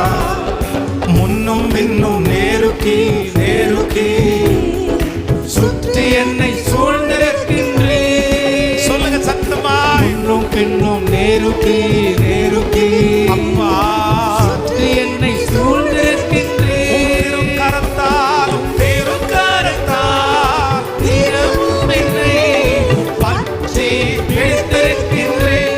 இயேசுவே அப்பா வளர்த்துகிறவர் நீங்க தான் அப்பா. பற்றி பிடித்திருக்கின்றீர். இப்ப சேர்ந்து சொல்லுவோம் நன்றி ராஜா இயேசு ராஜா, நன்றி ராஜா இயேசு ராஜா. என் காருவையும் கண்கள் கண்டன, மறைவாய் வளர்வதை கவனித்தீரே. என் காருவையும் கண்கள் கண்டன இயேசுவே மறைவாய் வளர்வதை கவனித்தீரே. அதிசயமாய் பிரமிக்கத்தக்க பக்குவமாய் உருவாக்கினீர். பாடுவோம் அதிசயமாய் பிரமிக்கத்தக்க பக்குவமாய் உருவாக்கினீர். இப்ப கைகளை மேல தட்டி நன்றி ராஜா இயேசு ராஜா, நன்றி ராஜா இயேசு ராஜா. திரும்ப திரும்ப நன்றி ராஜா, ராஜா திரும்ப திரும்ப அபிஷேகம் நிறைவாய் நிறைவாய் ராஜா சொல்லிக்கொண்டே நன்றி ராஜா. நன்றி ராஜா இயேசு ராஜா, நன்றி ராஜா இயேசு ராஜா. ஆராய்ந்து அறிந்திருக்கின்றீர். சுற்றி சுற்றி சூழ்ந்திருக்கின்றீர். ஆராய்ந்து அறிந்திருக்கின்றீர். சுற்றி சுற்றி சூழ்ந்திருக்கின்றீர். நான் அமர்வதும் நான் அமர்வதும் நான் எழுவதும் எல்லாம் நீ அறிந்திருக்கின்றீர். ஜீசஸ் நான் அமர்வதும் நான் எழுவதும் எல்லாம் அறிந்திருக்கின்றீர். கரங்களை தட்டி கர்த்தரிடத்தில் கரங்களை தட்டி எனக்கு ஒரு காலத்தை அவர் வைத்திருக்கிறார், எனக்கு ஒரு காலத்தை வைத்திருக்கிறார். இன்று இந்த பாடுகள் மத்தியிலே நான் கடந்து போகிறதற்கு ஒரு காலம் உண்டானால் இந்த பாடுக்கு இணையில்லாத மகிமையை தருகிற ஒரு காலத்தை கர்த்தர் எனக்கு வைத்திருக்கிறார். இந்த அவமானத்திற்கு ஒரு காலத்தை கர்த்தர் வைத்திருக்கிறார். இந்த நெருக்கத்திற்கு ஒரு விசாலமான காலத்தை எனக்காக கர்த்தர், உங்கள் எல்லாருக்காகவும் கர்த்தர் வைத்திருக்கிறார். ஆபகுக் 2:3 சொல்லுகிறது, குறித்த காலத்திற்கு தரிசனம் இன்னும் வைக்கப்பட்டிருக்கிறது, முடிவிலே அது விளங்கும், அது தாமதித்தாலும் அதற்கு காத்திரு, அது நிச்சயமாய் வரும், அது தாமதிப்பது இல்லை. ஹல்லேலூயா. குறித்த காலத்திற்கு நமக்கு எல்லாருக்கும் ஒரு தரிசனம் வைக்கப்பட்டிருக்கிறது. ஒரு 3 காரியத்திற்காக ஜெபிக்க போறோம். ஒன்று என்னன்னா, இந்த உபவாச ஜெபத்துல ஆன்லைன்லையும் கிட்டத்தட்ட லைவ்ல ஒரு 2000 பேர் பக்கத்தில் அவங்க ஆசீர்வதிக்கப்படணும். சிலர் வியாதியோடு இருக்கிறாங்க. இப்போ இங்கே இருக்கிறதுல கூட பொள்ளாச்சிலேருந்து பிரதர் வந்திருக்காங்க, அவங்களுக்கு கிட்னியில் கொஞ்சம் ப்ராப்ளமாக இருக்குது. இன்னும் திருமண தடையாய் நிறைய பிள்ளைங்க வந்திருக்கிறாங்க. குழந்தை பாக்கியத்துக்கு நிறைய பேர் எதிர்பார்த்துட்டு இருக்கிறாங்க. நிறைய பேர் கடனோட வந்திருக்கிறாங்க. ஆனால் நான் நம்புகிறேன், இந்த ஒவ்வொரு வாரத்தினுடைய ஃபாஸ்டிங் ப்ரேயரும் ஒரு மிராக்கிள் சர்வீஸாக நடக்கும். ஹல்லேலூயா. ஆன்லைனில் அவங்க லைவில் பார்த்துட்டு இருக்க அந்த அற்புதம் நடக்கணும். நம்ம இனி சபையில் வாசிக்கிற சாட்சிகள் வந்து நம்ம எப்படி வாசிக்கணும்னா, நான் வெள்ளிக்கிழமை ஃபாஸ்டிங் ப்ரேயரில் அட்டன் பண்ணேன், கர்த்தர் எனக்கு வெள்ளிக்கிழமை ஜெபத்தில் அற்புதம் செஞ்சார். ஆமென். திருமண தடைகள் மாறணும், குழந்தை பாக்கியத்தை ஆண்டவர் தரணும். யாரெல்லாம் எந்தெந்த ஜெப குறிப்போட ஜெபிக்கிறாங்களோ அத்தனை பேருக்கும் அற்புதம் நடக்கணும். கர்த்தருக்கு சித்தமா இருந்தா ஒவ்வொரு வெள்ளிக்கிழமையும் நடக்கிற உபவாச ஜெபத்துல சர்ச்சு நிரம்பி ஒழியணும். ஹல்லேலூயா. ஞாயிற்றுக்கிழமை ஆராதனைக்கு வர்றது மாதிரி க்ரௌடு வெள்ளிக்கிழமை வந்து இங்கேருந்து போகும்போது அற்புதத்தை பெற்றுக்கொண்டு கடந்து போகணும். ஹல்லேலூயா. ஆன்லைன்லையும் அதே போல இன்னும் ஆயிரக்கணக்கான ஜனங்கள் அதை லைவ்ல அட்டென்ட் பண்ணி அந்த ஆசீர்வாதத்தை பெற்றுக்கொள்ளணும். அதனால ஃபர்ஸ்ட் ஜெப குறிப்பு என்னன்னா, ஆண்டவரே இந்த உபவாச ஜெபத்துல நீர் இறங்கி வாரும், உம்முடைய வல்லமையை வெளிப்படுத்தும், உம்முடைய அதிசயத்தை காண பண்ணும். எத்தனை பேர் எந்த நிலைமையோட வந்திருந்தாலும் தனித்தனியாய் விசாரிக்கிற கர்த்தர், தனித்தனியாய் இரக்கம் செய்கிற கர்த்தர். இப்பொழுது அற்புதம் நடக்கணும், அந்த பிரதருக்கு அற்புதம் நடக்கணும். தூரத்திலிருந்து இங்க வந்திருக்காங்க பாருங்க, நிறைய பேர் ஊட்டி, திருப்பூர், பல்லடம், இந்த மாதிரி ஈரோடு, இந்த எல்லா இடத்துல இருந்தெல்லாம் வந்திருக்கிறாங்க. இவங்க எல்லார் மேலையும் கர்த்தருடைய மகிமை ஊற்றப்படணும். இங்கே இருந்து போகும்போது யாரும் வெறுமையா போகக்கூடாது. ஆன்லைன்ல இந்த ஜெபத்தை முடிச்சுட்டு போகும்போது வெறுமையா போகக்கூடாது. ஒவ்வொருவர் மேலும் ஆண்டவருடைய மகிமை ஊற்றப்படும்படியாய் ஜெபிங்க. சத்தத்தை உயர்த்தி, சத்தத்தை உயர்த்தி. யோபு தன் சிநேகிதனுக்காய் வேண்டுதல் செய்தான், கர்த்தர் அவன் சிறையிருப்பை மாற்றினார். தகப்பனே, இஸ்ரவேலின் ஜெயபலமானவரே, இப்பொழுது இயேசுவின் நாமத்தில் அற்புதங்கள் நடப்பதாக, அற்புதங்கள் நடப்பதாக, அந்த ஜெபங்கள் கேட்கப்படாதாக. இயேசுப்பா, இந்த வெள்ளிக்கிழமை உபவாச ஜெபத்தில் இது ஒரு அற்புதத்தின் ஆராதனையா மாறட்டும், இது ஒரு மிராக்கிள் சர்வீஸா மாறட்டும். திருமண தடைகள் மாறட்டும், குழந்தை பாக்கியங்கள் உண்டாவதாக, இயேசுவின் நாமத்தில் உண்டாவதாக. தடைகளை உடைக்கிறவர் எங்களுக்கு முன்னே. ஸ்தோத்திரம், ஸ்தோத்திரம், ஸ்தோத்திரம். எந்த நாட்டிலிருந்து கேட்டாலும், எந்த தேசத்திலிருந்து பார்த்தாலும், எந்த டிஸ்ட்ரிக்ட்ல இருந்து பார்த்தாலும், ஆண்டவரே மறைஞ்சிருந்து இந்த சத்தத்தை கேட்டாலும் கைத்தட்ட முடியல. சத்தமா ஜோமனுக்கு விடுதலை இல்லை. ஆனா இந்த சத்தத்தை கேட்டுக்கொண்டிருக்கிற இடத்துல உங்க வல்லமை வெளிப்படுவதாக. ஜெபிங்க, நல்ல சத்தத்தை உயர்த்தி. தாயெல்லாம் நல்ல ஜெபிங்க. ஹல்லேலூயா. உம்முடைய வல்லமை வெளிப்படுவதாக. நிச்சயமாகவே முடிவு உண்டு, உன் நம்பிக்கை வீண் போகாது என்று சொன்னீரே. இப்பொழுது அந்த அற்புதம் இன்றைக்கே நடப்பதாக. உமக்கு சித்தமானால் வருகிற வெள்ளிக்கிழமை இதே ஜெபத்தில் சாட்சி, ஆயிரக்கணக்கான சாட்சி, ஆன்லைன் மூலம் ஆயிரக்கணக்கான சாட்சி, சபையில் ஆயிரக்கணக்கான சாட்சி. Thank you Jesus. கர்த்தர் நம்முடைய ஜெபத்தை கேட்டு இன்றைக்கு இந்த ஃபாஸ்டிங் பிரேயர்ல அட்டெண்ட் பண்ணுகிற ஒவ்வொருத்தருக்கும் கர்த்தர் அற்புதம் செய்ய போகிறதற்காய் கரங்களை தட்டி, எல்லாரும் கரங்களை தட்டி கர்த்தரை ஸ்தோத்திரம் பண்ணுவோம். கரங்களை தட்டி கர்த்தர் அற்புதம் செய்ததற்காக, திருமண தடைகள் மாறுகிறதற்காக, எல்லாரும் ஹல்லேலூயா. குழந்தை பாக்கியங்கள் கிடைப்பதற்காக, கடன் பிரச்சனைகள் மாறுவதற்காக, வியாதிகள் சரியாவதற்காக. நன்றியப்பா, நன்றியப்பா. Thank you Jesus. Hallelujah. ஆண்டவர் நம்முடைய ஜெபத்தை கர்த்தர் கேட்டிருக்கிறார்.